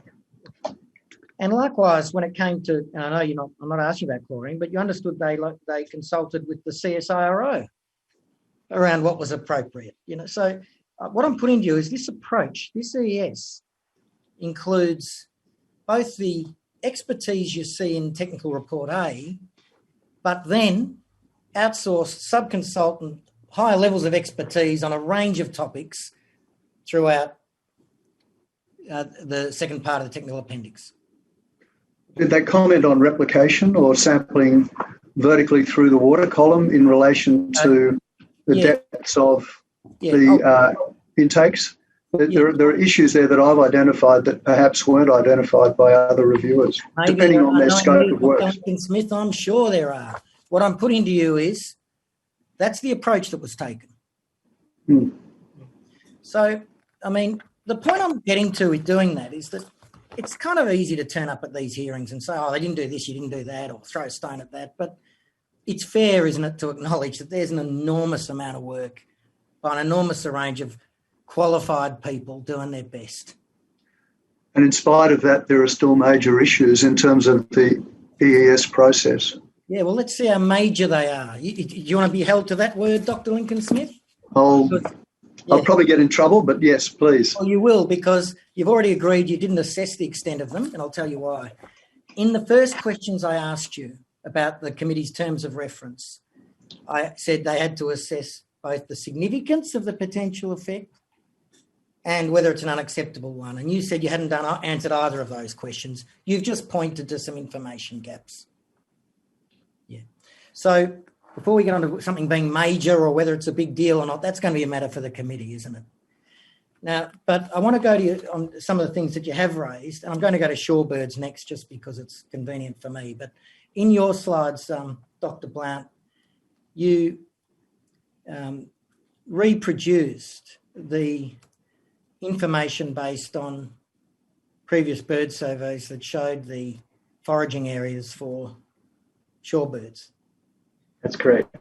And that, I know the committee's familiar with the image, but it is your slide number 19. Now, let's talk about some things we do know on that slide. But first of all, Dr. Blount, how much experience have you got with shorebird counts or shorebird, the history of information around shorebirds at Western Port Bay? My experience is only reviewing what's in the EES, what's referred to in the EES. I think that's fair. This is the first, it's only this document review is really the first experience you've had with habits and or abundance or otherwise of shorebirds at Western Port Bay, correct? That's correct. Are you familiar with Mr. Lane professionally outside of this process? A little. I understand his business. I know that he has a history of looking at shorebirds in Western Port. Yeah. In fact, it'd be fair to say he has special expertise, doesn't he, in shorebirds at Western Port Bay? Yes. And so, but using that foraging habitat, putting aside Crib Point for a minute, do you see Long Island Point jetty there? Yes. And would you agree that there is primary foraging habitat and roosting sites effectively hard up against that complex? It would appear so. Yeah. So do you also understand that What Mr. Lane has told the committee and says in his reply to your evidence is that there's 50 years of really great data on bird counts around Western Port Bay. Got a very good idea on where the birds forage and when, and the species. Did you appreciate that when you wrote your primary witness statement? I did, Mr. Townsend. My issue was that most of that information wasn't at Crib Point itself. And when I looked into the studies, I found that they haven't been looking at shorebirds there. And I understand Mr. Lane said that that's because we know enough about the entirety of Western Port to make the assumption that Crib Point isn't important enough for shorebirds, so that's why the studies haven't been done there. Well, I think he says it's more than an assumption. I think it's knowledge. And I think, to paraphrase Mr. Lane in responding to your evidence, and I am paraphrasing, but I'll find it, I think he says something to the effect of, we'd know if Crib Point was an important place for shorebirds. Well, I don't doubt that, but I would like to point out, Mr. Townsend, that even though it's secondary foraging habitat, that's still considered an important habitat for shorebirds. I'm not agreeing with you about that. And I heard you say that yesterday, and I'm going to go there. You went to a double negative. I think you might be the author that likes double negatives, because you were saying it's not unimportant. Probably. I got that. I heard all that. But let's just focus on what the independent expert has said that I'm putting to you. I found the quote. He says that if Crib Point area was key to important populations of waterbirds, they would have been detected by now. What he meant was, we've had 50 years of a good look at this place. Now, you can't compete with Mr. Lane's experience or knowledge of the counts of the area or the local conditions around Crib Point, can you, Dr. Blount? I can't, no. Mr. Townsend, but I can compete on the adequacy of the sampling required to confirm that. But then we go to Crib Point, and on your slide it shows that, yes, the information in the EES shows the area around Crib Point as secondary foraging impact for shorebirds, doesn't it? That mapping shows that, yes. So I didn't understand when you said that yesterday, that somehow anyone had suggested it was unimportant. I mean, the EES itself says, yes, this is secondary foraging impact for shorebirds. Facts. May I explain? Okay. In the assessment of potential impacts of the project to migratory shorebirds, which is in Technical Report B, they do say that it's not doesn't have significant utilisation by shorebirds. Therefore, we don't consider the project would have significant effects on shorebirds. And I'd suggest to you that's absolutely correct. That what significance is a relative term, isn't it? Primary, secondary. If the primary area is significant, well, the secondary is less significant, isn't it? That's true, Mr. Townsend. But my interpretation of it is that delineation of secondary habitat is inferred because it's in between the two major roosting areas, the red areas to the north of Hastings Bight and Stony Point further south. So no one has actually collected any data there to say that, except for the project-specific surveys. And what they found was that they actually found more shorebirds close to Crib Point than they did further away, so in the primary foraging habitat. So, well, let me summarise it this way for you, Dr. Blount. The first thing is your comments are based on a document review, correct? Correct. Yes. Secondly, you have no prior experience or research or knowledge of shorebird activity at Western Port Bay, correct? That's correct, Mr. Townsend. I'm not saying... I'm just saying that there's uncertainty around it. I'm not saying it's incorrect. Getting to your uncertainty. Thirdly, that you accept that the independent expert who has reviewed this, Mr. Lane, has special expertise in the field. Yes. And fourthly, you accept that the EES correctly identifies that area for shorebirds near Crib Point as secondary foraging habitat. Well, it must. It does, but I question that. That's all. And finally, your questioning then is a question. Could more be done? Is there more information? But when I'm asking you this, Dr. Blount, you're unable to give evidence to this committee that there is an actual failure to identify a population, or there is an actual potential significant impact that hasn't been identified.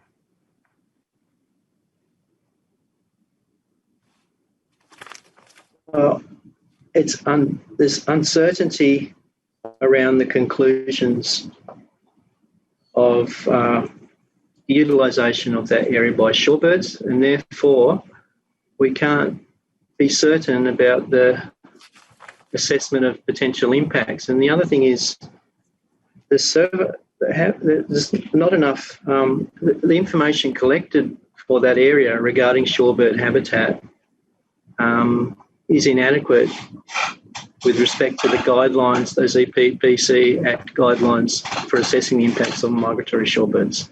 So my point is the conclusions in the EES may be correct, but there is a lot of uncertainty around it. As a person such as myself reviewing this EES, I can't agree with the conclusions because of the uncertainty. Now, I don't think that's the question I asked, but that's all right. I'm going to read to you what Mr. Lane says about your comment that there are limitations of data for assessment of shorebirds and inadequate data for assessing the impact. He said this: the data collected from the Crib Point area meets the survey requirements for this group under the EPBC Act. Agree or disagree? Meets the requirements. It meets some of the requirements, but there are more than just the frequency of surveys. Shorebird, I'm reading, shorebird and other water bird usage of habitats in West Port's been studied for almost 50 years on a regular, seasonal or more frequent basis by volunteer birders. And he gives a reference to some of the literature, Hansen et al. 2011 and 2015. Did you go to that literature by any chance? Yes, I did. He then says, the combination of this extensive data with local field surveys in accordance with guidelines provides a very reliable picture of how shorebirds utilise the project area and the surrounding area, most at risk from it. And he talks about the overview. Now, he's the independent peer reviewer. Can we leave this topic on the basis, Dr. Blount, that you disagree with Mr. Lane?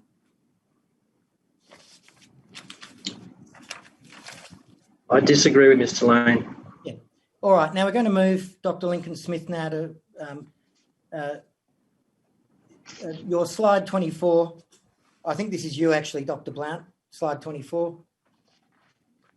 I thought it was important to have some recognition of the hectare areas that are used for the benthic habitat and the consequence framework. That's correct. Did you understand why the 45 hectares was chosen as the area of minor impact around the FSRU? Yes. Why is that? Because you made the point before and you showed us a slide that shows the dredge area. Half the dredged area. Yep. And so there's a logic there, isn't there? Up to the 45 hectares as being only half the dredged area, at least confining those impacts into the minor and moving over to moderate. When you move over, still in the dredged area and into the channel, but up to the 250 hectares. You accept the logic of it? I see the logic, Mr. Townsend. Yes. Could I perhaps comment? I'm coming to your slide in a minute. Dr. Lincoln Smith, I'm coming to the plankton slide. Which number, please? I'm getting there, just bear with me.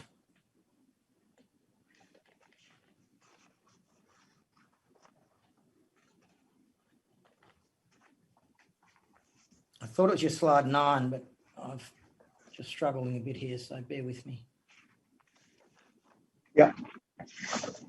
on there. First of all, slide 9, Dr. Lincoln Smith. I went looking for that, but is that your own slide, is it? Did you put that together? Yes. Sorry? Yeah. Yes, it is. Okay. It's not in your witness statement, is it? No. Well, thank you. Could have saved me some time searching through the technical report. It's your slide then that, because when I went to look, and look, I'm sorry, I'm sorry if I'm bouncing around. When I went to look for that slide, I found for plankton abundance charts for each type of plankton.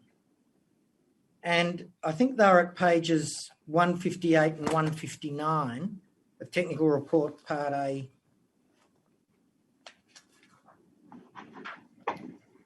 With indeed error bars, but based on different seasonal information for different varieties. Is that right? Yeah, I think you're referring to Acacia and Paracalanus. Are they the ones I didn't include them because I didn't want the talk to go on for too long, so I just kept it simple. Right now, all I want to know is, what's this slide made up of? Okay, the blue bars are the means, the sample means. Taken from Taken from the appendix to Technical Report A. So what we've got... Where, like exactly where? Okay, you just have to bear with me for a moment. When did you do this exercise? When did I do it? When I was preparing for this presentation. Yes. So why didn't you do it when you prepared your witness statement? Well, I referred to the issues of concern about the variability, and I was looking for a way of showing it visually. So that was my way of basically just presenting it to show the amount of variability. I'm going to ask you this question as you go to where you got it from. Can I? Because obviously I'm not an expert here, Dr. Lincoln Smith, but am I right that in your chart on slide 9, you've combined the various, you've lotted all the plankton together in those bars? In those ones, yes. That's for the zooplankton in total, which is data that are presented in the table that I'm looking for. Yeah, but have you combined data you're looking for, or is it presented in that form in the data you're going to find? I've created means from seasonal means for the data I'm going to now. Here we go. I'm wrong, and Dr. Blount can be better asking you this than me with his expertise on preparing a chart like this, but your error bars here are exaggerated, aren't they? But because you've included various varieties with different error bars and combined them into one, you've grouped median. No. If I could take you to page 39 of the appendix. I'll tell you what one. I think it's Appendix G, I think it is. Or click on that other. just excuse me 1 second. Yeah. Appendix C.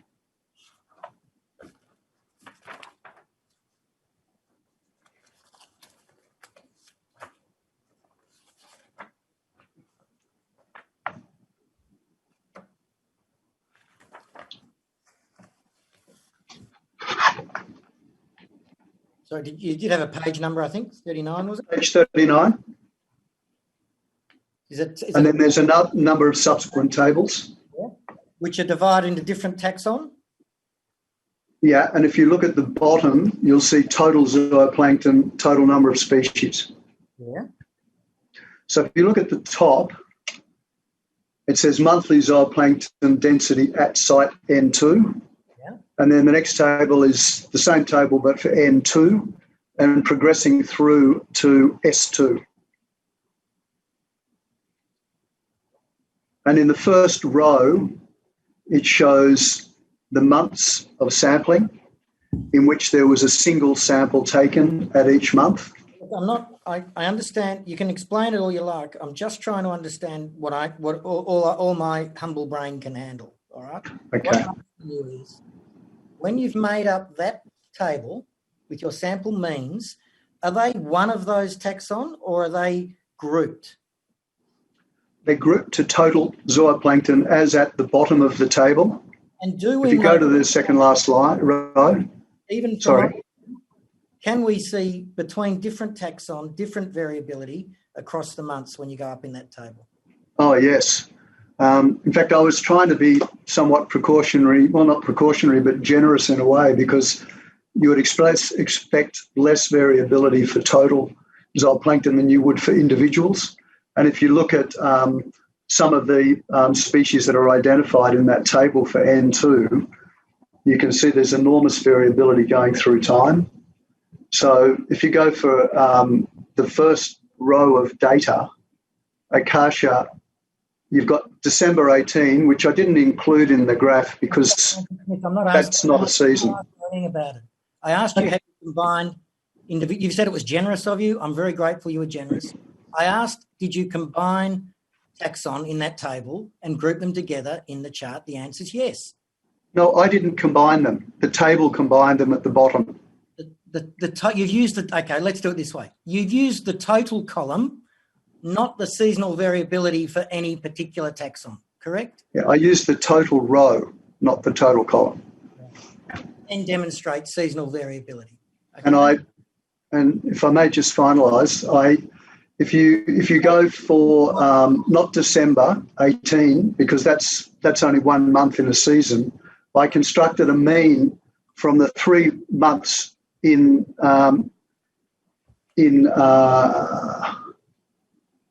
January, February, March, December 18, January, February. I used that, apologies, I didn't use December 19. So the 3 values for December, January, February, we used to construct a mean and calculate confidence limits. Yep, which at 95%, not at standard. Correct? Yeah, that's 95% confidence limit. Again, anyway, we'll come back to that. We won't come back to that. I want to take you to slide 14.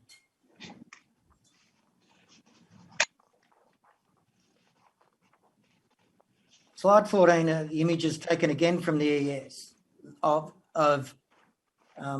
jetty biota at Long Island Point. That's not taken from the EES.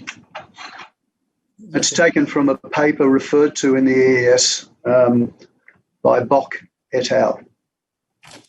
Well, it's got more photographs in it, I believe, than in the EES. Well, I thought I saw exactly that in the EES. Are you saying you put that image together? No. Yeah, no, I copied that from a paper by Bock et al. 2017. I think you'll find it's in the EES, but anyway, that's neither here nor there. The point is that's photography around. Look, I'm holding it up now. This is the EES. You see that? So they're 4 panels across, or page 98. Exactly the same image is in the EES, Dr. Lincoln. Okay. Okay. My apologies. Yeah. Yep. It's described in the EES as what happens around jetties and describes exactly what you've described. So what, is that a lack of information too, was it, Dr. Lincoln Smith, or do you now concede it's actually exactly what you're describing is actually described in the EES itself? Well, I don't think the EES says the photo quadrats were taken at 5 and 7 metres water depth. Now, the next question I don't know. You didn't know it was there, so how can you say? Well, that's my recollection, and I'm sure that could be verified because I believe it is quite important. The more important point here is coming back to that scoping requirement about the reasonableness of the extent of impact. You accept that jetty infrastructure in a working industrial port is there to serve a purpose as infrastructure for the port? Yes. And would you expect that jetties in the port would be maintained and reconstructed as necessary to meet the needs of the port? Yes. So when you describe in your primary evidence that it is like an artificial reef, it is not an artificial reef, is it? It's a jetty for a port, isn't it? Yes. And what do you understand to be the restrictions on the port maintaining and or cleaning the jetties? Yes. No, they could. So isn't it just getting a little bit unreasonable in one of the inadequacies of information that you seek to treat the jetty at a petrol terminal now that will be an energy port as an artificial reef? No, I don't. Now, the next slide I want to take you to is penguins. Are either of you suggesting to this committee that this project will have a significant effect or unacceptable effect on penguins? The answer has to be no, because you've already told me as a general question, but I'll give you the opportunity here. I'm sorry, I'm just looking for the slide. Now, there's a question I want to ask here also, which I think was your technical report A description, Dr. Blount, in fairness to Mr. Chidgey, I should say. You've said the risk assessment was based on the description you've set out on your slide 16. I wrote that slide, Mr. Townsend. Were you aware at the time of writing that slide or reading this ES that there is some local sensitivity about publishing the whereabouts of penguin colonies in and around Western Port Bay? I wasn't, but I've heard subsequently that is the case. If I'm right about that, it's a good reason for there being a summary description in the ES rather than a survey or a specific description, isn't it? Well, why would they put it in technical report B then? Well, you're asking me a question. I've just asked you one. I'm sorry. With respect to technical report A, yes, they were aware of the potentially a sensitivity. The thing is, you said the risk assessment is based on that description. What I'm saying to you is no, the risk assessment is based on knowledge outside of that description, but there's been courtesy and sensibility and sensitivity around the description. Make sense? It doesn't make, I understand your logic, but it doesn't make sense to me. I apologise. I don't agree with it, Dr. Lincoln Smith, as you frequently do not agree. But I'm telling you that that's a reasonable approach for somebody else to have taken, isn't it? Well, the question is unfair. If Mr. Townsend can point you anywhere in the written material that suggests that that is why that was not referred to in technical report A, as opposed to Mr. Chidgey's oral evidence, then that might be a fair question, but at present, it's not. Well, it's in his evidence, as you've just pointed out, Mr. Waters. And what I'm asking this witness is to accept that somebody else's approach, whether you agree with it or not, Dr. Lincoln Smith, is a reasonable approach, that they were sensitive about describing locations of penguin colonies. I can agree that it's a sensible approach in some respects, yes. So, but more importantly, with penguins, how familiar are you with penguin behaviour in Victoria? Dr. Blount, were you who's raised this issue? You or Mr. Lincoln Smith? Dr. Lincoln Smith, I should say. Yes, I raised it. Okay. I'm not familiar with penguin behaviour in Victoria, but I am with the same species in other locations. Where do the Port Phillip Bay, 1,500 Port Phillip Bay penguins forage and feed and that you're aware of in Port Phillip Bay? I couldn't tell you. All right. The next, I'm just going to move quickly.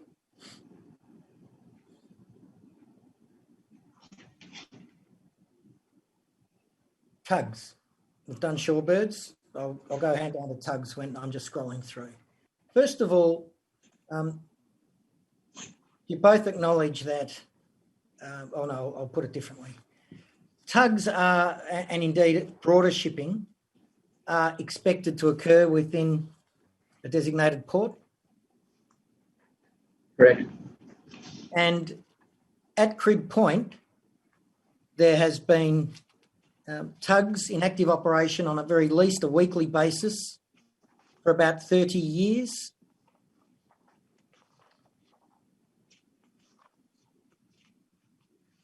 Did you know that? Oh, I know the average amount of ship movements at Crib Point. Yes, in the last 5 or 10 years, it may or may not amount to weekly activity. But I accept that there is activity there. Yeah. Frequent, we don't have weekly. And that is directly at berth 1. Correct. So how is it unreasonable in proceeding with this CES? Or I'll put it differently. Isn't it reasonable in proceeding with marine impact assessment to say there's an area of known contamination, it occurs directly underneath the berth where there's been activity on a frequent basis for at least 30 years, including tugs? It's a pretty reasonable observation, isn't it? Yes.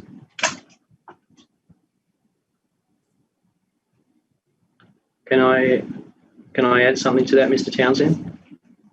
Yeah, of course.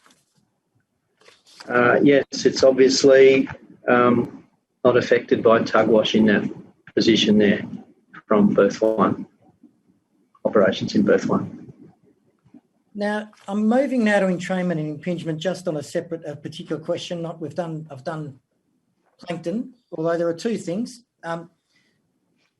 You acknowledge the hydrodynamic modelling that was done and the particle modelling that was done as part of what you described as is that also comprehensive modelling you agree that was done as part of the ES? It was comprehensive, yes. But if I may just add a point, my concern is about some of the assumptions made in the modelling, particularly the particles. Okay, now sorry. No, that's I cut you off. The primary mitigation at the outset was to locate the intake so that it was below floating, if you like, surface level and above seabed level. Correct? Yes. So for argument's sake, floating seeds, they're above the intake, as an example? Yes. So, and the hydrodynamic modelling did show mixing in the water column. That was evident through the modelling. Correct? Yes, yes. So the question I have for you is this. The way I understand your approach to entrainment is that you do not disagree, and nor can you disagree, with the proportion of entrainment that's been modelled in the water column, the 2%, the 0.2%. You haven't raised anywhere in your primary statement or in your presentation any disagreement with the predictive modelling, have you?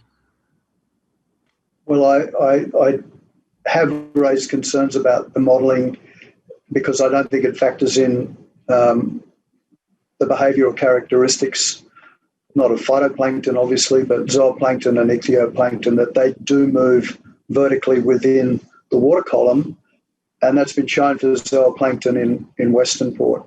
So even though there may be very extensive mixing, there is still vertical movement, and for some species that's dependent on daylight. So at night time they'll move more in other directions than perhaps during the daytime. I accept that you've speculated whether there might be some variation in the water column, the mix of the plankton, but it's still within the volume, isn't it? You're not querying that it's within the 0.2%, are you? Well, I'm not speculating about their movement. I'm referring to a paper by Kimmerer and McKinnon in terms of vertical migration. But in terms of the quantum, no, I'm not questioning that. So whatever the mix, it's within. You're not questioning the quantum. That's my point. No. Based on the particles. All right. All right.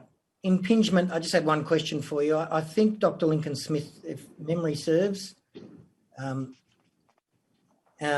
but also more recently you had some involvement around the Victorian desalination plant. I wasn't, I had very limited involvement with that. It was one of my colleagues at Cardno who did the lion's share of the work on that. Okay. It has a major intake on the coast where the water's drawn in for the desal plant, doesn't it? Yes. And there's photographs of that in this EES? There's one photograph that I recall. Okay, well, what can you tell us about the experience of jellyfish impingement or penguins or fish in being impinged at that facility? I can't tell you anything about Wonthaggi because, as I say, I had very minimal involvement there. Well, did you do some research? No. Well, I tried to get a hold of the document, but I couldn't until very late in the process, so I couldn't really do any work on it or review on it. But I'm not sure that it's relevant in terms of, say, the catastylus, which tend to be more prevalent in estuaries. Now, going to monitoring, mitigation and management points, I did need to just understand what the two of you are saying, and I'm going to put these questions to you. Have you reviewed the proposed EPRs, Environment Performance Requirements, that are being considered by the committee? Yes. Have you made any specific recommendations or comments in respect of those concerning marine impacts? Well, I received it fairly late in the process. I've made some notes, but I haven't submitted anything. But I'm most unsatisfied with it.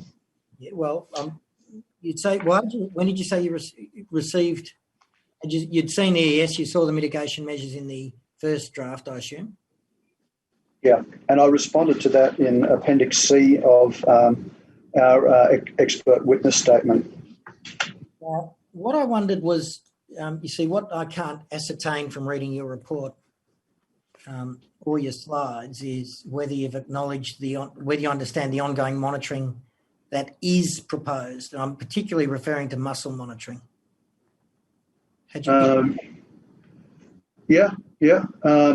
I considered that. I've done a number of studies on bioaccumulation of other contaminants, not chlorine byproducts. But I think there are issues related to the mussel monitoring in terms of selection of that species. And also there's no mention of using any appropriate reference areas to discriminate between natural bioaccumulation of the bromine byproducts and those that may be associated with the discharge. What do you understand about the formulation of monitoring programs that will follow this project so far as they have to be consulted through and approved with the EPA? I agree that there is a process that's set out, but I believe that with a project of this magnitude, that it really should be specified in far more detail in the EES. Well, but you do appreciate that the way this EES is framed, and the approach that's taken, and the incorporated document is framed, is that it requires and expects, and of course it's necessary for other reasons, statutory reasons, that the EPA will have the final say on these monitoring programs. Yes.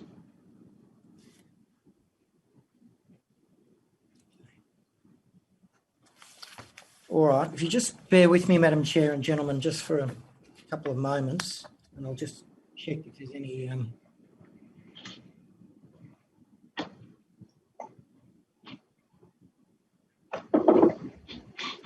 Excuse me a moment.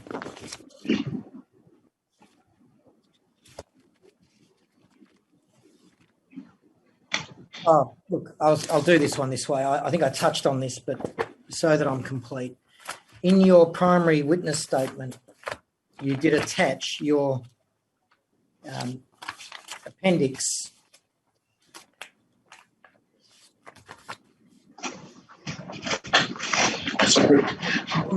on the risk assessment. Yes. And we're just going to that now, actually. Yes, sorry. And wrap the questions up this way. Is it fair to say that where you have questioned or disagreed, you've primarily done so for two reasons: either a rejection of the comparison against the study area, the Ramsar study area, or B, your position that there's a lack of information? Yes, sorry, but there are also some incorrect matters in the mitigation measures that I've highlighted. Look, you better give me an answer. I'm not sure I understand that answer. You better give me a point. Well, perhaps if I can give you an example. Yeah. For the entrainment mitigation measures, which relate to ME 2, 3, 4, MES, or ME5A, etc. A mitigation measure in terms of plankton is screen size, but we know the screens have been designed to so that plankton will pass through them. So it's not a mitigation measure for plankton. The screen is of no issue in terms of mitigation of plankton. Well, to the contrary, isn't it, Dr. Lincoln Smith? The assumption that leads to the 0.2%, whatever it is, assumes that any plankton that's within the zone of the intake will be entrained, correct? Correct. And it also assumes that it will all be rendered non-viable when it comes out the other end, correct? Why is screen size identified as a mitigative measure for plankton? Oh, I'm asking you a question. I apologise. No, I understand, and I'd misunderstood your point, but perhaps. Yeah. All right. Look, there's one last thing I want to say to both of you before I hand you over, because I'm trying to avoid an over-adversarial process here, but I feel obliged to tell you that I'll be quite critical of you both for not having disclosed your involvement earlier in this process. So is there a reason you did not disclose that you'd been advising the council for over a year before preparing this witness statement? Look, there is no reason. We were given a brief to review draft reports, and then it went on to final reports. So, yes, you're correct. That's all right. And I appreciate the answer. You accept that, Dr. Blount? Is that the same position? That's correct. It was unintentional not to disclose that. It might be unintentional, but you'll appreciate, gentlemen, both of you, that it's a significant and relevant matter. I appreciate it. Thank you. Thank you, Dr. Lincoln Smith. Thank you, Dr. Blount. Thank you, Madam Chair. Thank you. Thank you. The IAC has some questions, but we just take 5 minutes just to confirm the questions in light of what Mr. Townsend's asked you. The other thing I'd just like to note on that final point raised by Mr. Townsend about the disclosure, we will be writing to you seeking clarification on a number of matters about that. And I can foreshadow that we'll be asking, and this is separate to what Mr. Townsend said, but it has concerned the IAC, particularly after reading your evidence statement. We'll be seeking clarification of details of your involvement with the Mornington Peninsula Shire Council prior to July this year.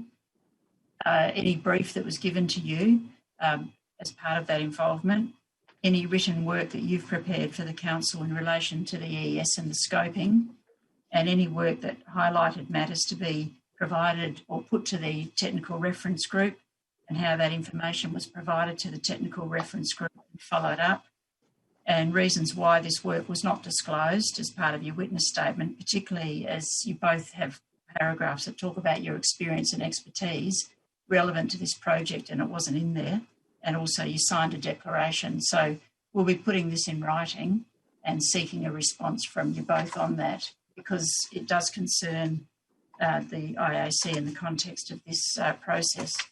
So in saying that, I've said it now, so Mr. Waters can think about it if he wants to come back to it. I would like to address that right now, if I may, and I would like to take you to the letter of instructions that was provided to Mr. Blount, Dr. Blount and Dr. Lincoln Smith, which was filed with the committee on the 9th, but unfortunately doesn't appear to have been tabled yet. But the 9th of November? Yes.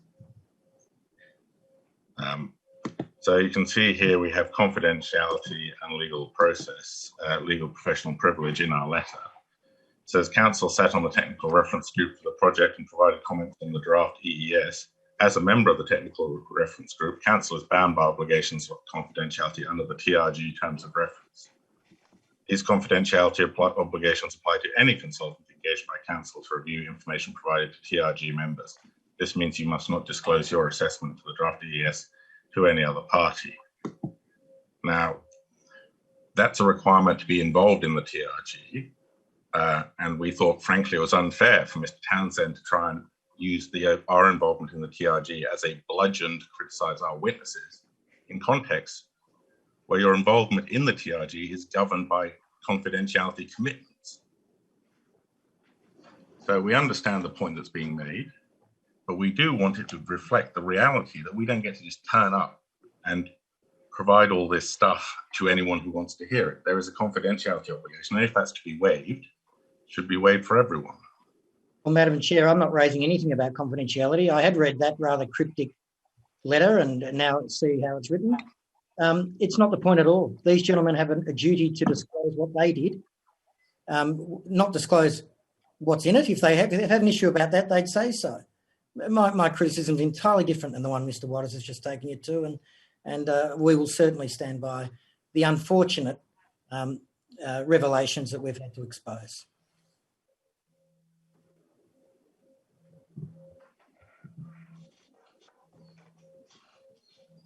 Mr. Waters, was there anything else before we just have a quick break so we can review our questions?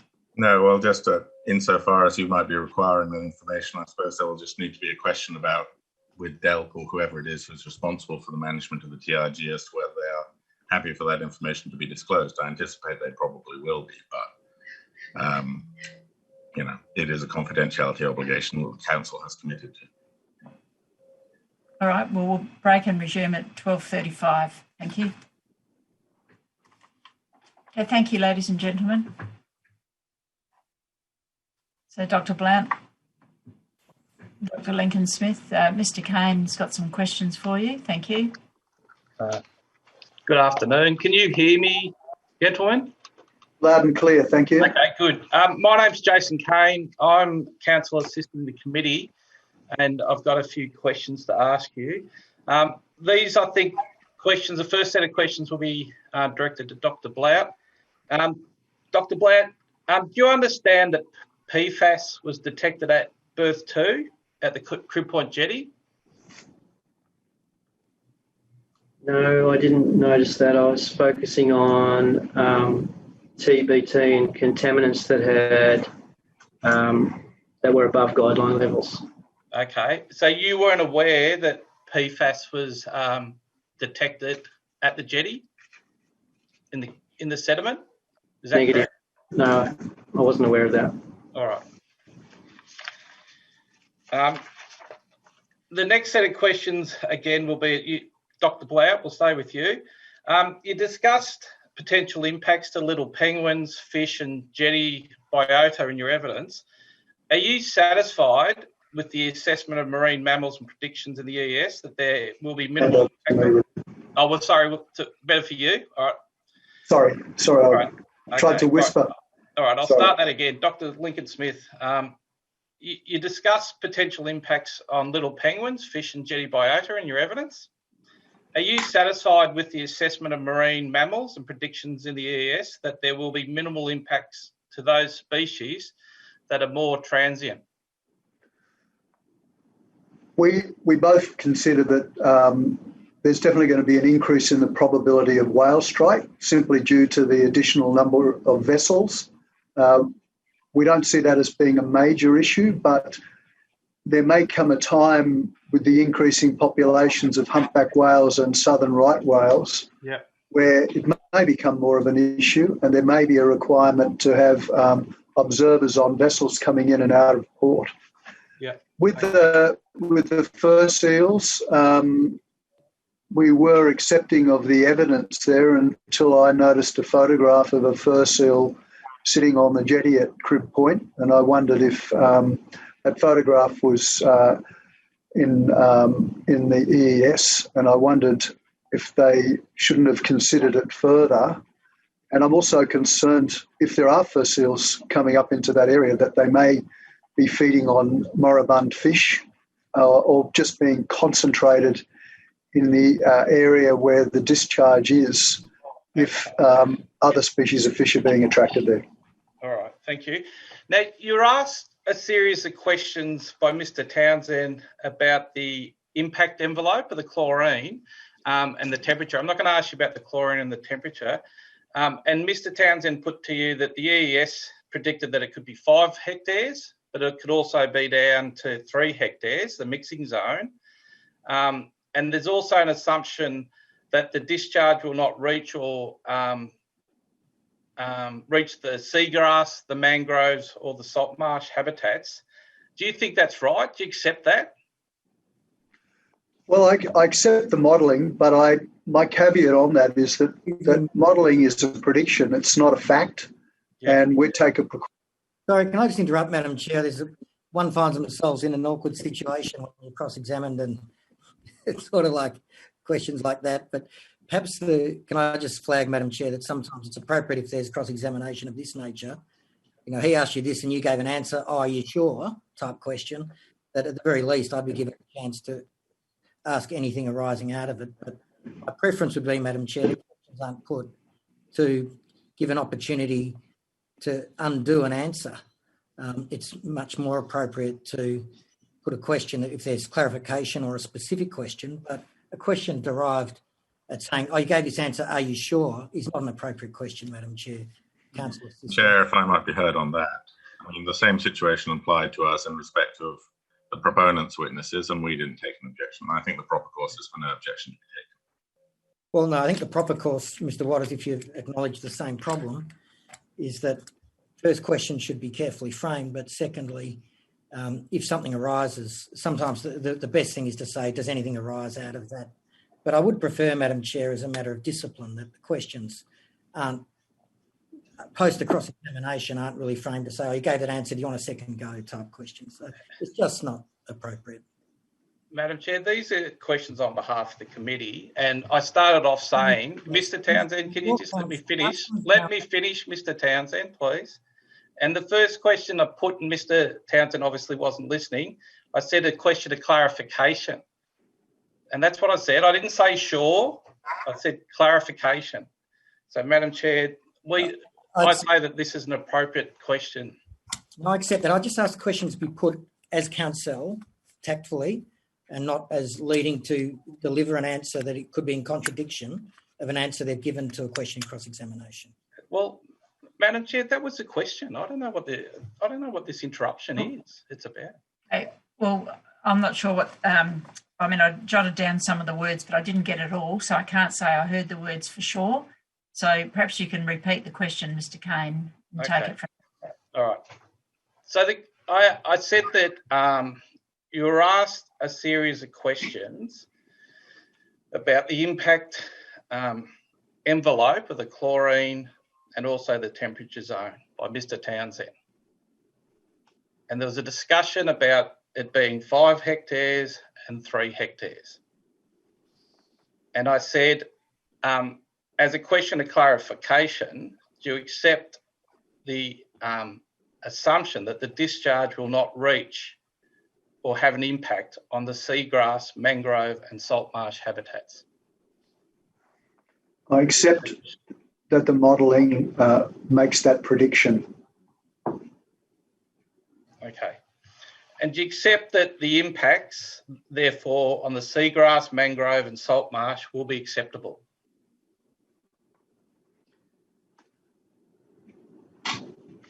I think... Mr. Lincoln Smith.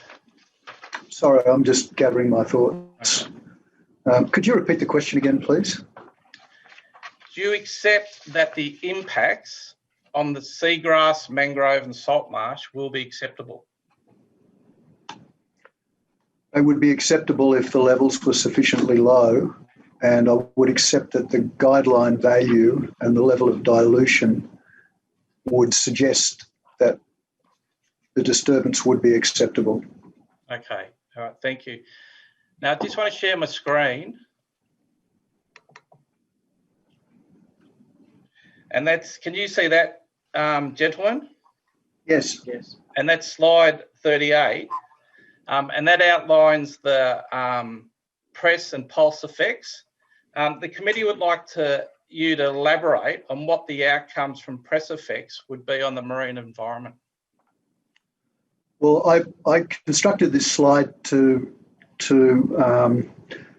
identify 2 ways in which we consider impacts, the effect of a disturbance on a particular receptor. So the pulse disturbances will happen every tidal cycle, but the concern that we have is that there'll be a press disturbance, perhaps of a gradual accumulation of an impact over a long period of time, because this project is going to go on for a timescale of decades. And the impacts may occur to animals that are living in the sediment, but also to potentially sensitive propagules that are recruiting to the sediments. So therefore, you may have a longer term impact that becomes evident simply because of other factors that come into play. For example, the sensitivity of recruits to that area. Okay, thank you.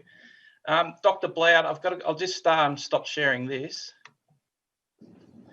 The committee would like to know, in the event that the FSRU was to proceed, what are some of the likely impacts on the birds?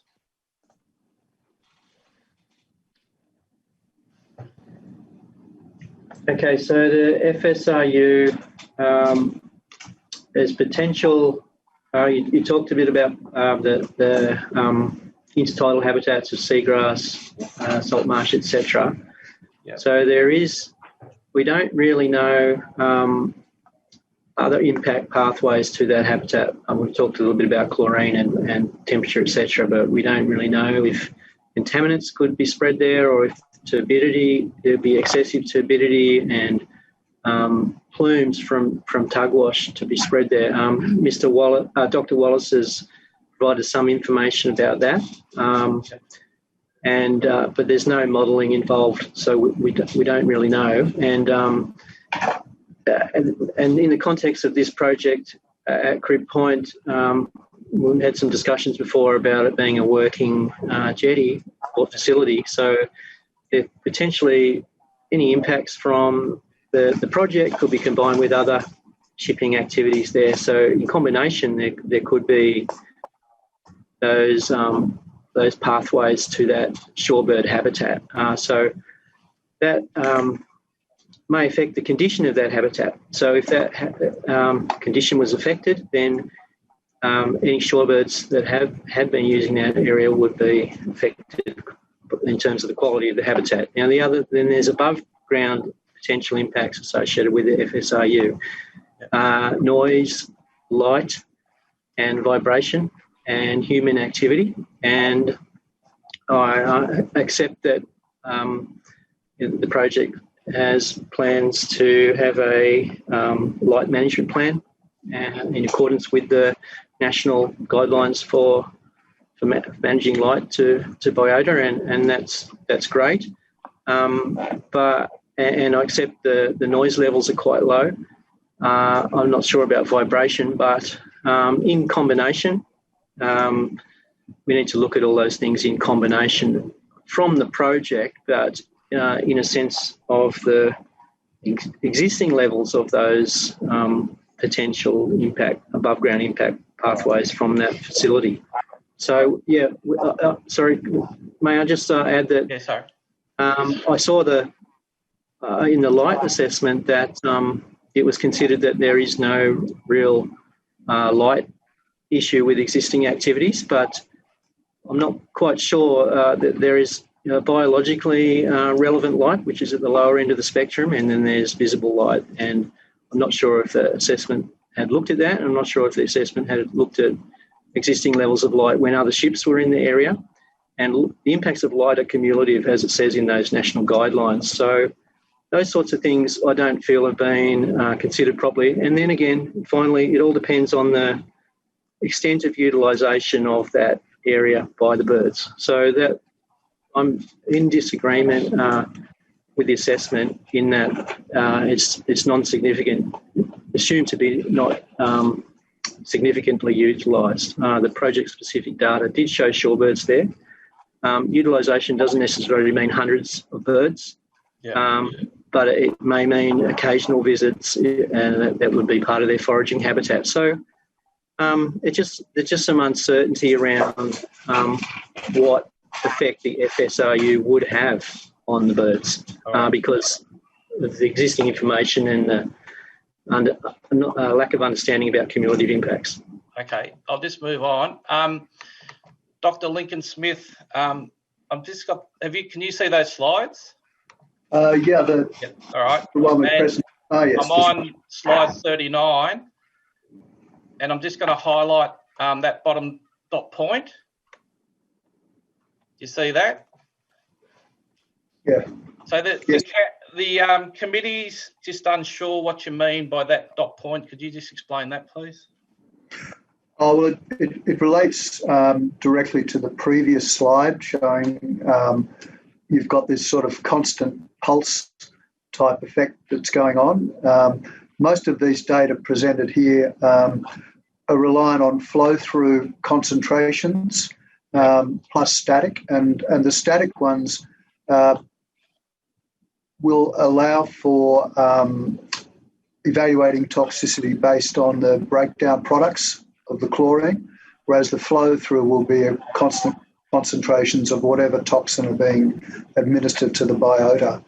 And my concern is that, like, this is a very, very standard technique generally, and it's a very good technique. I've used it in other projects, but in this particular project, as I identify in the previous slide, you've got this sort of pulse and press combination going on, and it's not really captured by the work that's used to develop the species sensitivity distribution.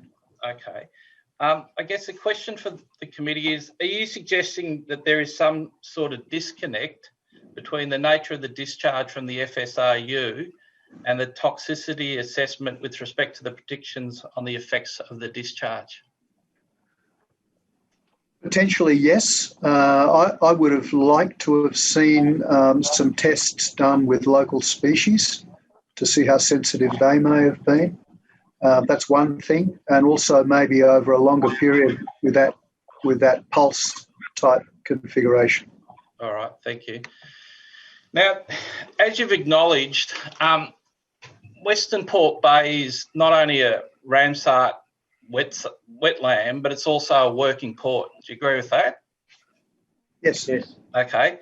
But do you consider the area around the working port areas of Long Island, Stony Port, the Crib Point Jetty, could be, viewed differently from a marine ecology perspective due to its past industrial use and current port use? Yes, probably. I haven't done field studies in Western Port, so my knowledge is not intimate of the area. But each of those port facilities will have associated impacts with it.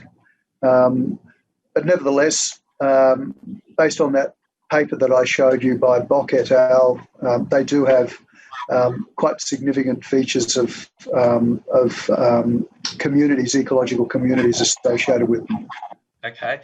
And just in the context of Western Port being a working port, you haven't really provided evidence regarding or assessed the appropriateness of the project at the Crib Point Jetty.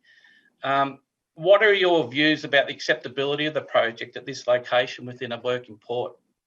Is it your position that this should go ahead? Should the project go ahead in the context that it's a working port, or it shouldn't? What's your evidence to the committee? Well, as I said in my earlier evidence, Crib Point will, if approved, become a working port and an industrial site. So there are two really quite different aspects of what would be going on at Crib Point. Generally, I don't really, in my role as a marine ecologist and advisor, I wouldn't normally say whether something should be approved or not. But I do have serious concerns, not so much from the point of the port operations, but really from the FSRU. All right. And just could I just add a little something, Mr. Kane? Yep. This follows on from my discussion with Mr. Townsend about the Dampier project he referred to, and that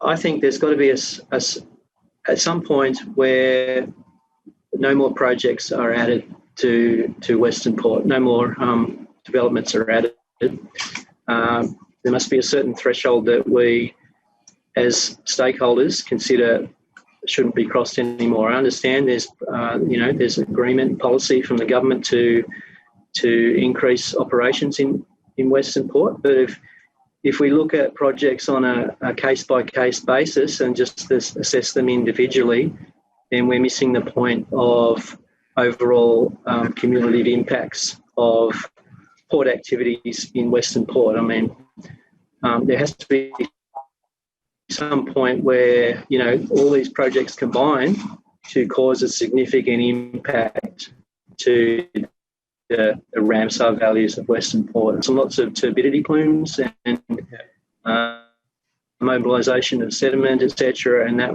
will at some point affect the seagrass, so it'll die, and there'll be other receptors that are affected as well. So that's not up to us to decide what that level is, but in Western Australia they put a line in the sand as to how much can go on within a large area before it's considered too much. All right, thank you. They're the questions, Madam Don't seem Chair, to do- on behalf of the committee. Right, thank you. Can I just follow up on that last point, Dr. Blount? So you said it's time to put a line up in the sand. Well, who's responsible for putting that line in the sand? Well, that's like I said, in Western Australia, the government was responsible for that. In eastern states, every project is considered on a case-by-case basis, but there is due diligence to also look at the cumulative impacts of a project in respect of all the other projects going on around it, and that the people making the decisions need to understand what those cumulative impacts are so they can make an informed decision about whether something has gone too far and there are too many potential overall significant impacts to a particular environment. So decision makers. And when you say at some point the projects, combine cumulative impacts and the like, is that at what point is that? I mean, are you saying this is that point, or are you saying it's some other point, or on what basis do you say that? Well, I don't think there's our findings from our review of the EES are that there are uncertainties. It may be the actual impacts may be acceptable. We couldn't conclude that given the uncertainties around information about the process for concluding whether there were impacts or not, in terms of uncertainties around some existing information about the existing environment, the project pathways, and the way the risk assessment was done, leaves us uncertain as to what the potential impacts are from the project. So we don't have enough information to conclude whether the project should go ahead or not. But in that respect, that's where mitigation and management comes into play. So if the decision makers are convinced that the proposed mitigation strategies are appropriate in terms of adapting operations if unexpected impacts occur, or there are contingencies for changing operations, such as if discharge of chlorine is a problem, then maybe mechanical cleaning of... You're starting to repeat. You've drifted away from the question. Yeah. So leave it there. Thank you. Okay, Mr. Waters. Thank you, Madam Chair. Just briefly. Doctors, you were asked questions by Mr. Townsend regarding the identification of the scope of potential impacts as being a matter of professional judgment, and you agreed that it was a matter of professional judgment. Can I just ask you a couple of matters around that? First, in deciding the scope, is the fact that the area is a Ramsar wetland a relevant matter? Yes. And would that make you do more work or less work to identify the impacts? More work as a precautionary approach. And building on that, so if you apply the precautionary principle, is the precautionary principle something you would take into account in addition to it being a Ramsar wetland? Well, it has to be taken into account in any event, but it would take a higher preeminence. And again, would that lead you to do more work or less work? More work. Dr. Blount, you were asked some questions about the EPBC guidelines, industry guidelines. Yes. You've got those questions, and in particular the issue of disturbance. And I believe Mr. Townsend referred you to disturbance leading to a substantial reduction in migratory bird numbers. Yes. Now, in your view, how does one define substantial reduction for the purposes of an impact assessment? So the intent there is that it's a substantial reduction in important habitat. So not in the Ramsar site as a whole, but because we're considering every area of Western Port to be important habitat, my interpretation of that is that you'd be considering whether there'd be substantial reductions of shorebirds in the Crib Point area. So that means we require information about, good information about the utilisation of shorebirds in the Crib Point area. And I feel that we haven't done that. We don't have enough intensity of surveys to be certain about the actual levels of utilisation. Thank you. Now, Dr. Lincoln Smith, you were asked some questions by Mr. Townsend about the layering of expertise, and you were referred to certain the specialist sampling assessments. I want to refer you to, in particular, the phytoplankton sampling section, and if you could just read that highlighted passage there to yourself. I'm sorry, I can't read it. Can you blow that up? Read it out to you if it's an eyesight issue. That says, yeah. Yep. The current study, however, is limited in scope and provides only a brief snapshot of phytoplankton composition and dynamics in one section of Western Port. Normally, it is important to study phytoplankton communities over a much longer period than a single year to accurately understand the seasonal changes and long-term trends. The waters of Western Port present an extremely diverse range of environments, indicating that much wider and more comprehensive work is necessary to fully understand the phytoplankton flora of Western Port at the catchment or regional level. Do you agree with that statement? Yes. Is it consistent, in your view, with the issues you have raised in your evidence? Yes. Thank you very much. Those are the questions. Okay, thank you, Mr. Waters. Thank you, Dr. Blount, Dr. Lincoln Smith. Thank you. Thank you. Now we'll break for lunch. We have Mr. Moore on after lunch. Just as an indication, I think it's people are suggesting that this shouldn't take too long. I understand there's not a huge amount of questions, so we'll resume at 2:15 in that case. Thank you. Madam Chair, can I just indicate I might have a bit more to say about the TRG issue after lunch once I've had an opportunity to gather my thoughts? Sure. Okay. Thank you. Good afternoon, ladies and gentlemen. We'll continue with the afternoon's proceedings. I know you want to speak in a moment, Mr. Waters, but I've just got a couple of other preliminary matters. We have your witness, Mr. Moore, coming along shortly. Just for this afternoon's sessions, Mr. Kane is not with us this afternoon, and it's just Mr. Kirsch and myself as the quorum of two. Mr. Stower, submitted 2912, has submitted some questions for your witness. I'm happy to ask them, but I would read them out word for word as Mr. Kane would, obviously at the appropriate time, and we'll give that a document number so it's on the record. The other thing I'd like to, and Mr. Kirsch will allocate these document numbers in a moment, with the evidence that we've just had on the marine ecology, I think I asked about 3 times whether any submitters wish to ask questions, and nobody answered, and I believe that we gave plenty of opportunity.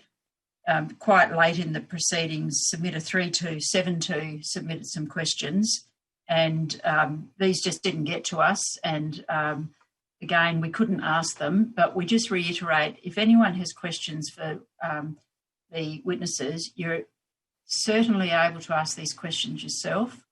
And if submitter 2912 preferred to ask his own questions, if he puts his hand up, Ms. Thomas can shift you to the presenter's room, or else you can rely on the committee reading it out straight away as word for word.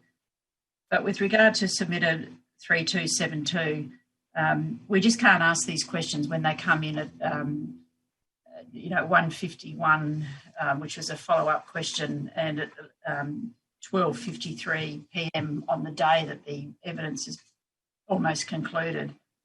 The other thing is we are tabling a document from that submitter that was sent, and the words were to the IAC, and so therefore it's not an admin matter, it's a matter for the IAC, and we are tabling that in a bundle of emails from this submitter, and I won't read it out, but it relates to the cross-examination of Mr. Townsend, and we need to table this because we've mentioned before that we will table anything that's not a straight admin type matter. So can we give them some document numbers, please, Mr. Kirsch? Thanks, Madam Chair. We'll give the various emails received from submitter 3272 number 411, and 412 will be the questions for Mr. Moore from submitter 2912. Thank you. And I think that Ms. Thomas has uploaded those or is in the process of uploading them at the moment. Now we've got document 405, which is the bundle of letters from Harwood Andrews, Mr. Waters, in front of us, which includes numerous letters and correspondence. So you wanted to speak to these, I understand? Well, I wanted to speak to the issue of the TRG broadly, not specifically the instructions. I think there's two issues that I understood to be arising from this morning. The first is the participation disclosure or the disclosure of participation in the witnesses' participation in the TRG. And I think we can agree that it should have been disclosed. And I think that's mainly a failing on mine and Ms. Morris's part in not being clear enough in our instructions to say that whilst you can't disclose anything that goes on at the TRG, you should absolutely disclose the fact that you have participated in the TRG. And I do apologise for that. Certainly no disrespect was meant, and we would note that both doctors freely conceded that they had participated when they were asked. They didn't dissemble or seek to conceal their involvement. We also observed that their involvement, to the extent it was known to the proponent, has been known to the proponent for a great many months, and it should have been raised earlier if this was considered to be a significant issue. Beyond that, we understood you, Madam Chair, to potentially be thinking about making a direction requiring the production of material from the TRG process, and we would, can I say, strongly oppose that. I have been, as you are aware, in a great many EES processes, all of which involve a TRG. The role of that TRG is, and I might just screen share here, to provide advice to the proponent and the Department of Environment, Land, Water and Planning regarding the preparation of the EES. So that is the function of the TRG. It's that chapeau paragraph there. And then it goes on, sets out various aspects, particularly of which advice is sought, notes the particular roles of the proponent and the DELP Impact Assessment Unit, and then the technical reference protocols, and in particular clause 9 to which we referred, ensure that any information received as a member of the TRG will not be disclosed to any other party other than employees, officers and directors, and consultants too, because obviously not everywhere has sufficient expertise. The TRG members' organisations who are in turn bound by obligations of confidentiality and have a need to know such information to provide feedback on studies and investigations. So that is the nature of the participation, can I say, Madam Chair. It is intended, in my understanding, to be a forum for a full and frank discussion of the merits or otherwise of the work that has been done. And we would certainly be concerned that if these documents were to be made routinely available as part of EES processes, and again, I emphasize that it has never happened previously in my experience, that full and frankness would be inhibited. And indeed, it might even become the case that for people who do not support the project, the more prudent approach would be simply not participate in the technical reference group at all. So we would be concerned with any direction requiring the production of material in relation to that. And I should stress, I haven't seen this material. I do not regard this material I have not in the past regarded this material as relevant to hearings because it has never previously been identified as such. They tend to consist of, from my limited experience, of large spreadsheets with comments from every conceivable organisation on any particular issue. So we would oppose any such direction on the grounds of the confidentiality. Having said that, if such a direction were to be made, we would emphasise that what is sauce for the goose is sauce for the gander, and that such a direction should be made on a neutral basis, and that any person who has participated or contributed to the TRG should be required to disclose the substance of those communications as well. We clearly know that Mr. Chigi and Dr. Wallace did because they talk about their presentation. So that's all we wish to say about that, but I would like to close again by re-emphasising our apology for not disclosing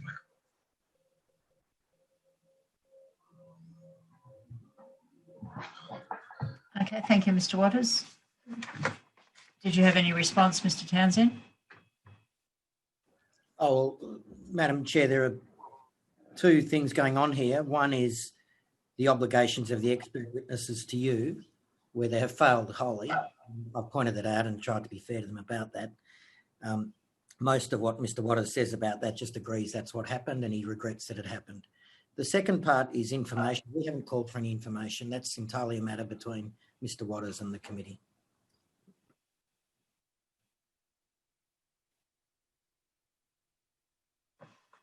Okay. Well, what I read out was a draft direction, and I'm happy to modify that direction, Mr. Waters, to ensure that there's no matters of confidential or conflict of interest through that confidentiality requested, but we will still be asking for certain declarations to be made in writing. We would have no problem with making, well, subject to seeing the declarations, I do not anticipate we'd have any difficulty with making declarations. Our concern is with disclosing material from the process. Yes, but we still want to know what their role was in terms of that process without disclosing confidential. As I said, it's about the substance, not the... Yeah. And that's our point, Madam, without wanting to beat them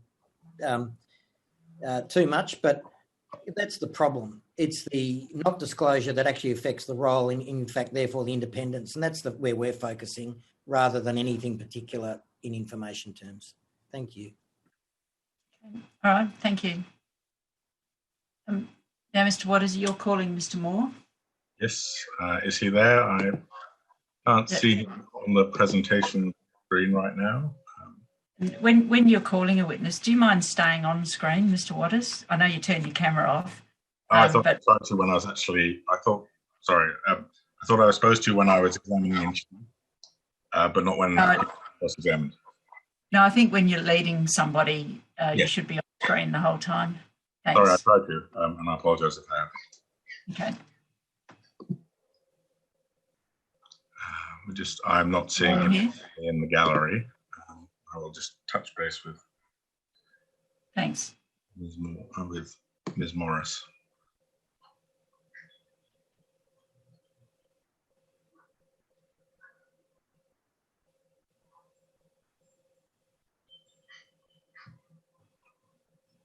So he raised his hand somewhere. Okay, yes, he might be in the non-presenters section. Okay, Ms. Thomas, are you able to transfer him?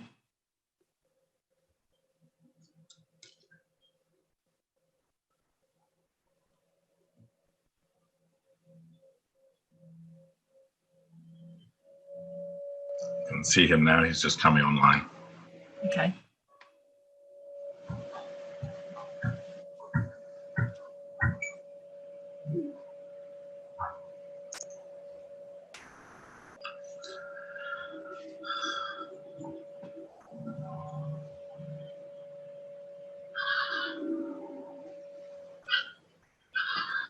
Mr. Moore, you got your camera and there's a drop out. Oh, here we go. Video, and can you turn your microphone on, Mr. Moore? afternoon. Hello. Is it possible to get closer to the microphone?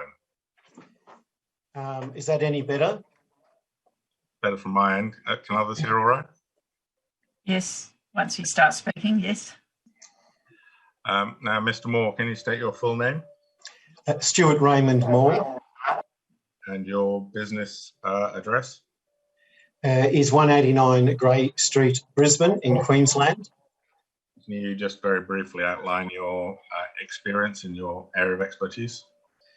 I'm a strategic planner specialising in sustainable tourism and destination management, and I'm the CEO of Earthcheck, which is a global company that specialises in sustainable tourism. And you have prepared a witness statement in this matter dated 2 October 2020? Yes, I have. Are there any corrections you need to make to that witness statement? No, there's not. Are the facts stated in that witness statement correct to the best of your knowledge? To the best of my knowledge, they are. And the opinions stated there are honestly held by you? That's correct, they are.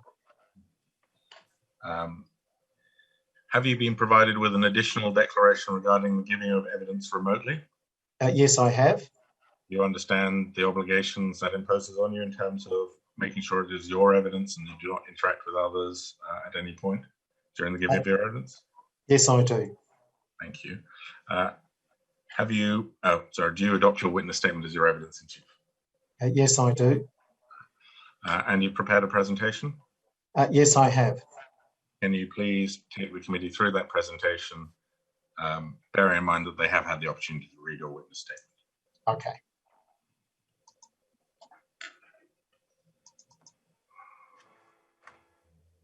Just through the chair, can you see my slides? Yes, thank you very much.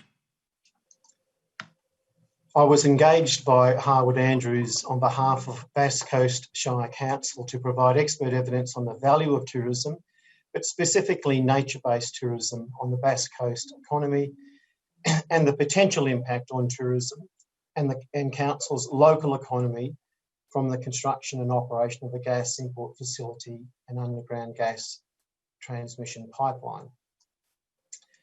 I was also asked to address, does the EES adequately document investigation, avoidance and minimisation of the potential impact of the project on tourism, specifically nature-based tourism on Phillip Island and surrounding areas within Council's municipality?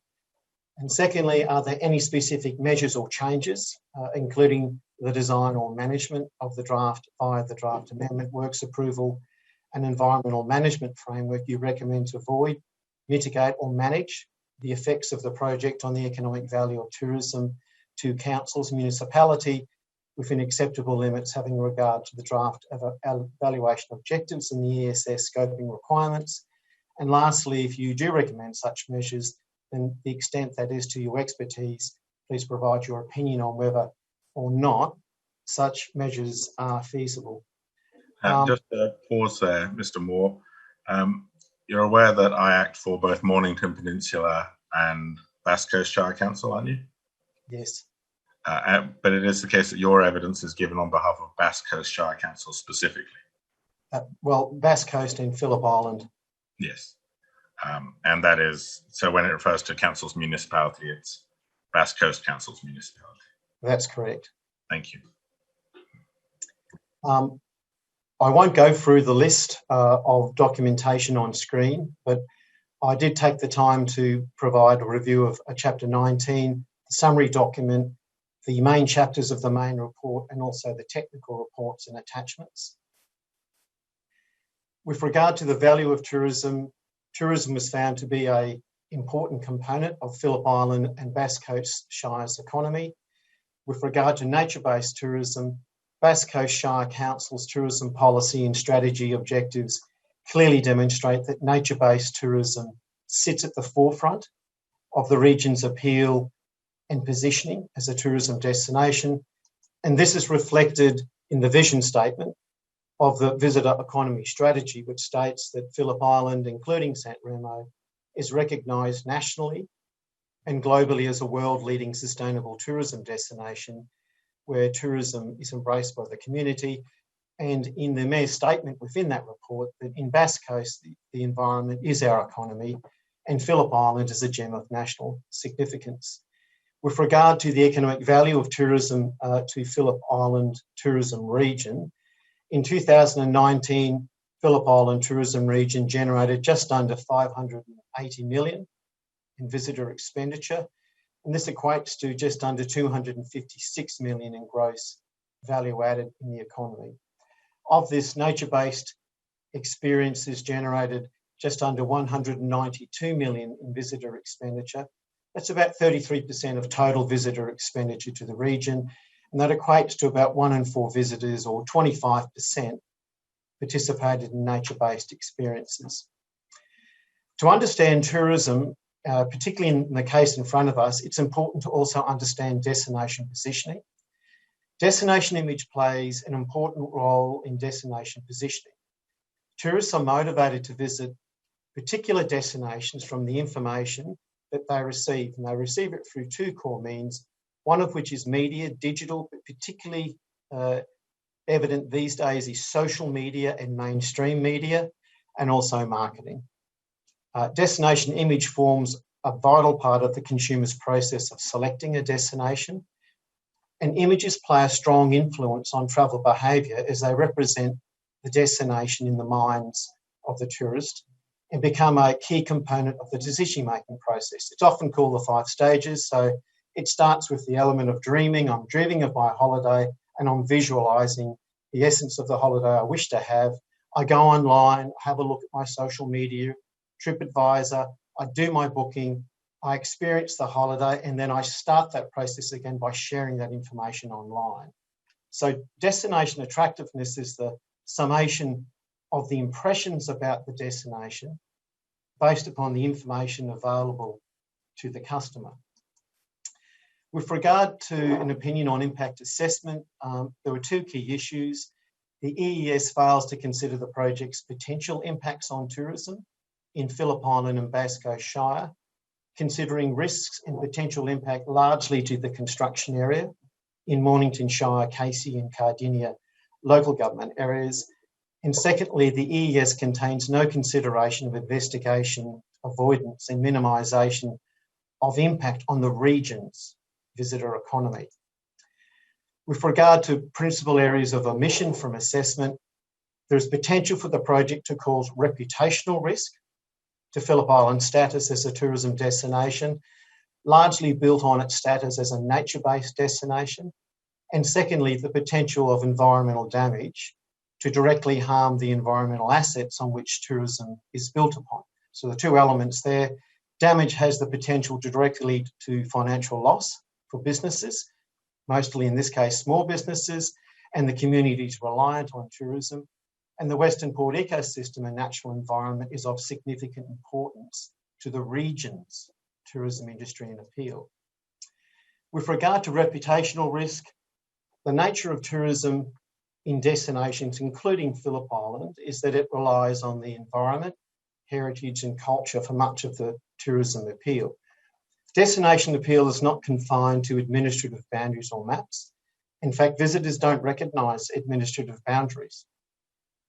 There are many years of investment from businesses, communities and tourism agencies have led to careful cultivation of a destination brand and positioning. So it happens over time, and the project has the potential for direct and indirect impact on Phillip Island and the wider Bass Coast Shire area.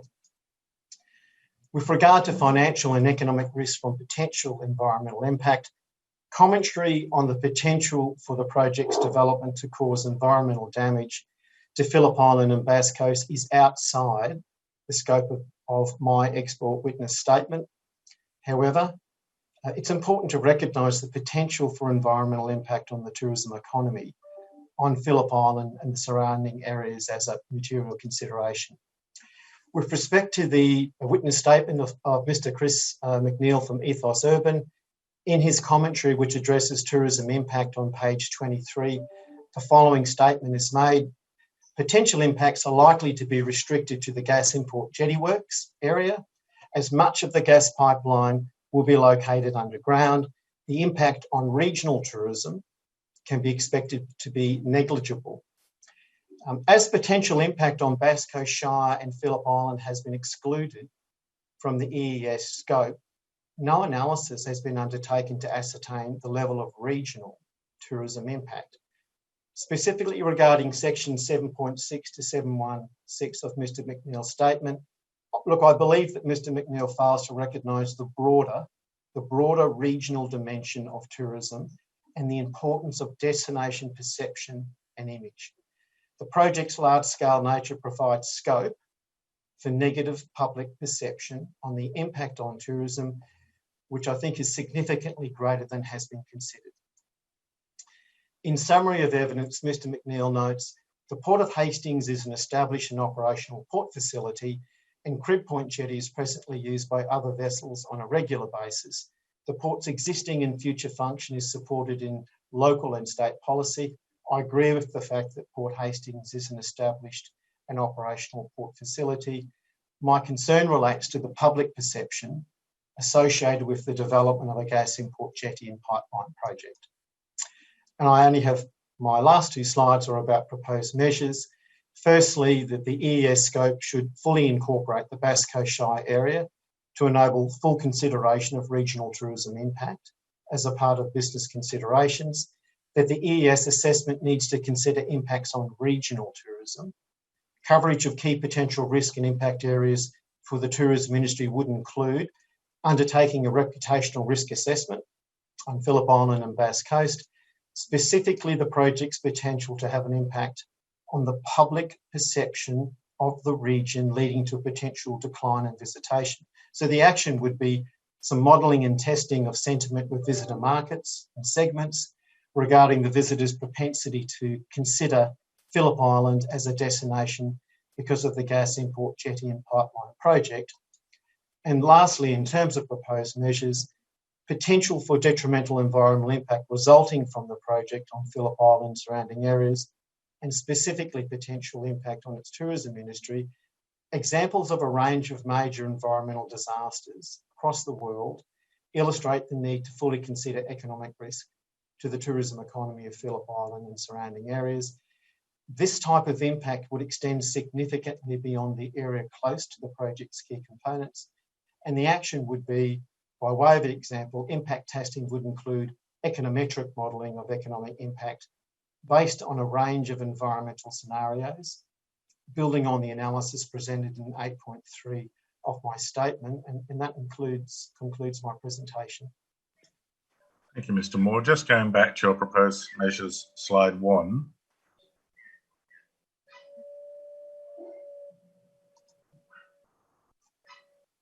Yes.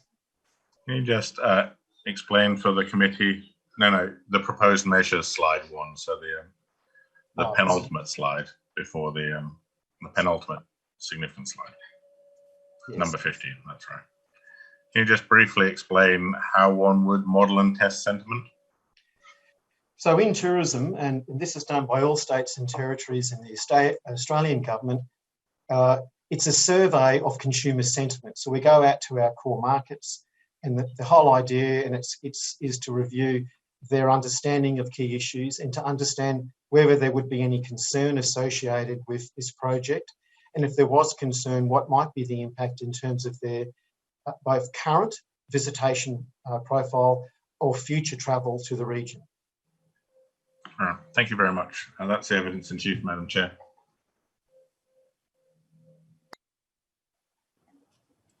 Okay, thank you. Mr. Townsend, do you have questions? Yeah, maybe 10 minutes. And the IAC does. Do any other submitters wish to ask questions? All right, well, Mr. Townsend, thank you. Thank you. Mr. Moore, could you describe for the committee what activities currently take place at Long Island Jetty? I actually don't know the activities. I understand that there are port-related and boating activities of various types and dimensions.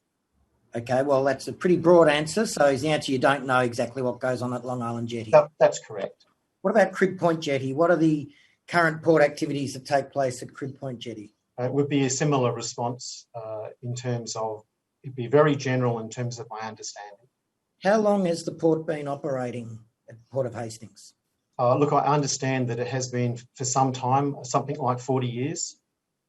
And does that 40-year period coincide with strong growth in tourism at Phillip Island over the same period? It's had good, strong growth from tourism from a range of markets. So even without your understanding of what goes on at the Port of Hastings, we can conclude from those questions, can't we, that the growth of tourism at Phillip Island doesn't seem to be impacted by activities at the Port of Hastings, does it? It certainly has had growth during that period. Now, you refer in your witness statement to your own company's work for the Bass Coast Shire, and it's in your witness statement at page 2, the 2.6. Earthcheck has first-hand knowledge of Phillip Island's visitor economy, having been commissioned by Bass Coast Shire Council to prepare the Phillip Island and San Remo Visitor Economy Strategy 2035. Is that right? That's correct. And in fact, in your attachment to your report, much of what's reproduced there in terms of charts and tables and information is derived from that work you did for the council, isn't it? That's correct.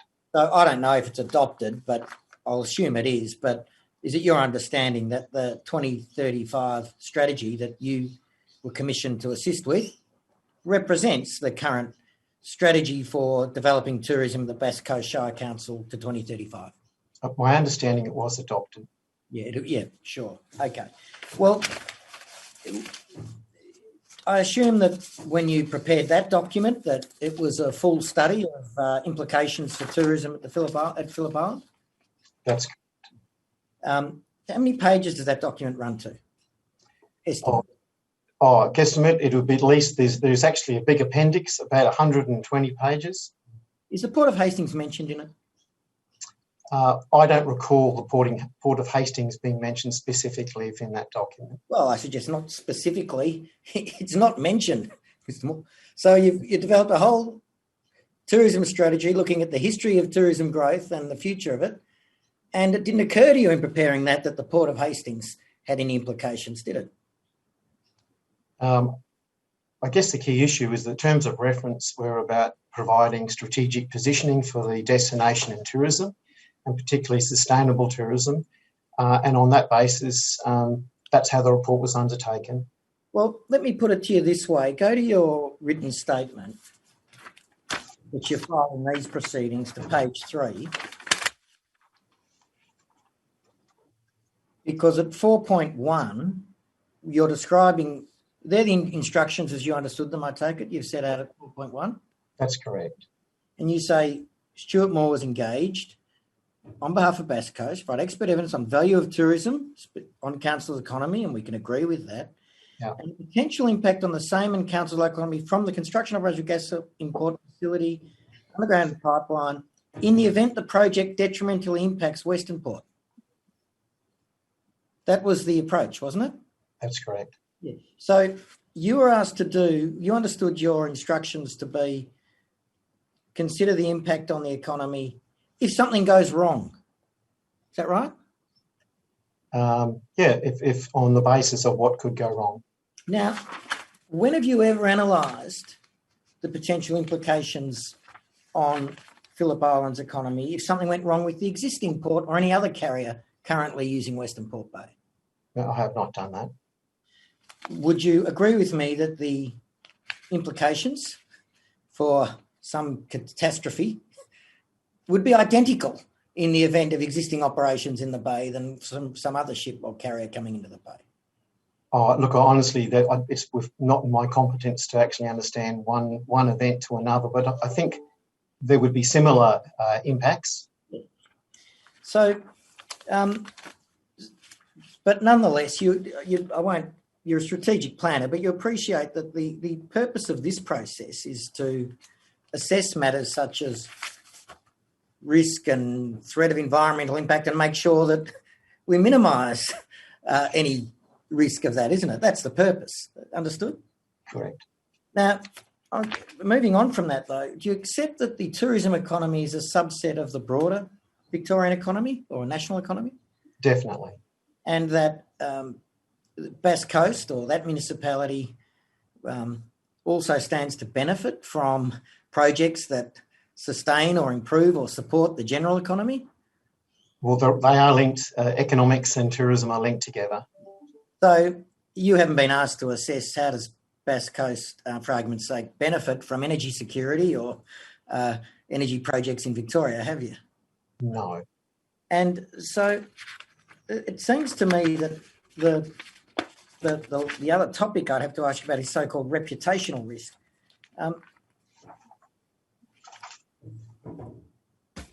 Why isn't Long Island Jetty a reputational risk? It could be considered, anything is a risk in a spectrum of small risks and high risks. But I guess the key issue here is that they've been working together for some period of time, and therefore it's not standing out at this point as the big risk that's on the horizon. What does it tell you, and it's consistent with what you've already done, about the ability of Phillip Island to function as a tourist destination, notwithstanding industrial port activities at the Port of Hastings? I think that effectively tourism is really part of in a broad-based sense, tourism forms part of a whole range of economic activity sets, and that happens in all destinations. The best information you've got as the advisor to the council is that industrial activity at the Port of Hastings is not providing reputational risk that is preventing the development of tourism at Phillip Island. I have no information to suggest that it is. Now, just to mention, I put to you that Port of Hastings isn't mentioned in the 2035 strategy, but I probably should be fair to you in this context. As I understand that strategy, there are some positive recommendations for shipping, increased shipping in Western Port Bay, aren't there? Yeah. You want more cruise ships and you'd like a car ferry as well. Yeah, access and also servicing the cruise market. And you accept, don't you, that hand in hand with tourism, development of tourism, one accommodates a certain level of risk as a consequence, don't they? Every one of those cruise ships could represent a risk, couldn't it? Everything has a risk associated with it that needs to be managed. All right. Now, so I just wanted to understand then what your actual recommendations, what you're seeking. Is it best advanced from your final slides, is it? Or yes, I think so. I mean,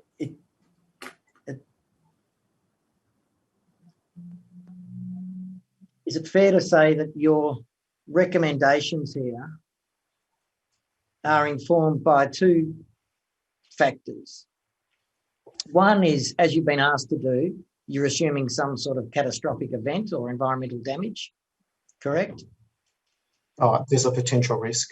Yeah, but in terms of recommending your proposed measures, they're premised on your approach that you're assuming an incident.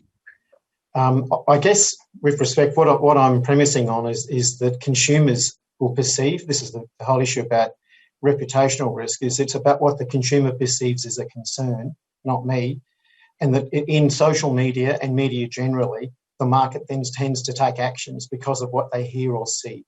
Yes, but you see, I've just asked you, what does the consumer perceive about the Port of Hastings now? And you've got absolutely no idea. Oh, I don't have any research on that.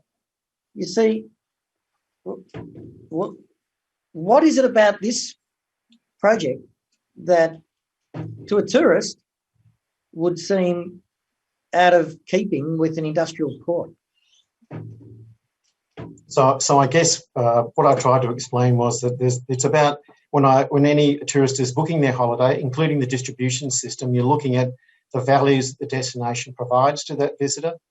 If there is negative publicity, there's pushback from market or concern from consumers, and that can lead to a decrease in visitation.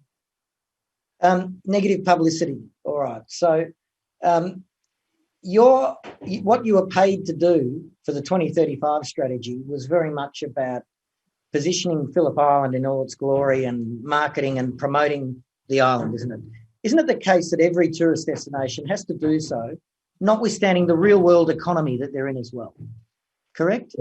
Yeah. Tourist destinations have airports near them, ports near them, other infrastructure that's necessary, but they go and promote their tourism assets, not just focus on trying to hide behind the infrastructure as a problem. Agree? It's a proactive approach you take, isn't it? It has to be proactive. Everything has to be managed in accordance with the outcomes for tourism. Yep. All right. Thank you, Madam Chair. There are our questions. Thank you, Mr. Townsend. Mr. Kirsch. Thanks, Madam Chair. Most of the matters I wanted to raise have been covered, but there's just one question I'd like to ask Mr. Moore. And Mr. Moore, I'm not sure to what extent you've been following the proceedings and to what extent you're familiar with other evidence that's been called. But I'd just like to ask you questions about some evidence that was provided by Mr. Birch, who was called by the proponents. It was evidence in relation to visual and landscape impacts. Now, Mr. Birch gave some consideration to the visual and landscape impacts of the FSRU and LNG carriers at Crib Point. I'm just going to read you a couple of sentences and then ask you to comment on them. He said, for some viewers, the view of a ship would provide scale, context and visual interest for an operational port. For these viewers, that impact may even be positive. And he made that observation at least 2 or 3 times that I can recall in his evidence report. And I'm just wondering what your views about those observations are and whether to some extent that might, the interest that people might have in viewing ships in a port might offset some of the concerns you have about negative impacts on tourism. So I think it's fair to say some people watch planes and some people also have an interest in ships. So there's always a part of the market that has an interest in activity sets and infrastructure. And then but if the majority of the visitation, and which it is nature-based and about nature values, then there will be a high range of people who might not find that in keeping with what their expectations were for their visit to the island.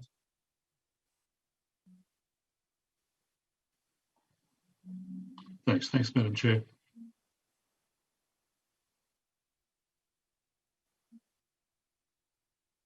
Sorry. I've just got a follow-up question. When you undertake broad-scale tourism strategies, Mr. Moore, do you do consumer surveys? Normally in this work, it's the major visitation, so we don't do surveys per se unless it's stakeholder surveys of operators, but generally not consumer surveys of people who visit. It has to be specialist research that would need to be undertaken in addition to the normal planning strategy. So with something like doing the Phillip Island or the Bass Coast strategy, did you speak to major stakeholders, yes, tourism providers and the like? Yeah, all operators, residents and all key stakeholders. And so you did that work, so you've obviously got a relationship with these stakeholders. Did you do any follow-up surveys as part of this evidence to ascertain their views on or their perceptions about the proposal at the Port of Hastings? No, Chair, there was no follow-up evidence in terms of surveys. Okay, thank you. Now, I've just got some questions. Don't know if Mr. Waters explained this to you, but we've got a number of submitters, and because we're doing this remotely, some of the submitters are asking our counsel assisting to ask the questions on their behalf, just reading them out, but our counsel assisting's not here this afternoon, so I'll read them out. And there's 3 questions, 4 questions. So the first question is, the decommissioned BP oil refinery at Crib Point was closed in 1985, and the surrounding 320 hectares of port-zoned land has remained unused for 35 years. In your experience, could former industrial sites have an adverse impact on tourism or restrict economic investment and activity in a region? It's a very broad question from a planning perspective. Sometimes those sites can be used for service purposes, so they can be of benefit. Sometimes they can be derelict and be a blight in the landscape, Madam Chair. It just depends upon the nature of the land in question, and I've not visited that site.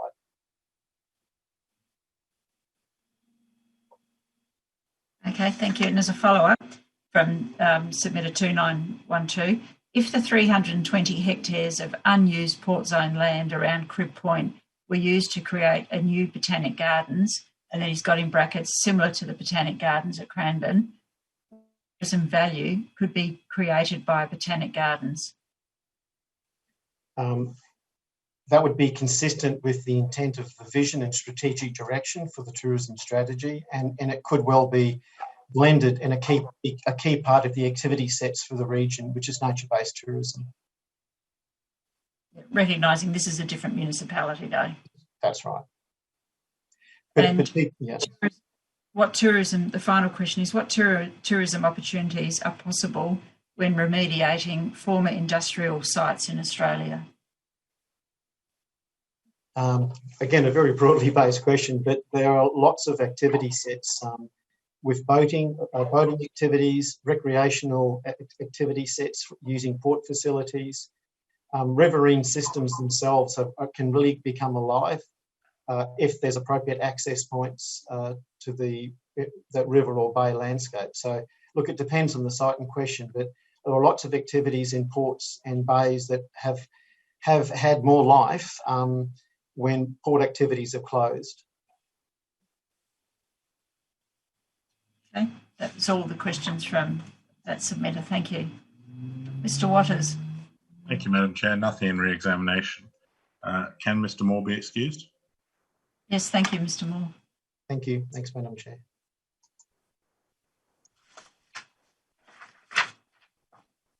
Okay, we won't call you next witness, Mr. Waters. Hopefully not. Okay, so tomorrow you have Ms. Marshall. Yes, and Mr. Office. That's correct. Okay, all right. And Ms. Morris will be as well. I'm sorry. If it assists, Madam. Sorry, just before you start, Mr. I think I overspoke when you were speaking. Did you say Ms. Morris is leading tomorrow, Mr. Yes. Waters? Yes, I did. Yeah, for both witnesses? Yes, that's correct. Okay, thank you. My apologies. I think I overspoke you both too. Madam Chair, I was just going to let you know that Ms. Guild will be cross-examining in the morning, and Ms. Guild thinks she'll be 20 to 30 minutes, depending on some of the things that might have been resolved. And in the afternoon for acoustics, Mr. Chessel will be about 30 to 40 minutes. Okay, given that, Mr. Waters, do you want to bring forward Mr. Antonopoulos, or do you prefer to keep him at the timetable? I don't know Mr. Antonopoulos' availability earlier in the day. I will ask Ms. Morris to liaise with him, and if that's a possibility, then it's a possibility. But that's sure. If she could advise Ms. Thomas, thank you. All right. Well, thank you, everybody. We'll close for today and resume tomorrow at 10 o'clock. Thank you. Good afternoon.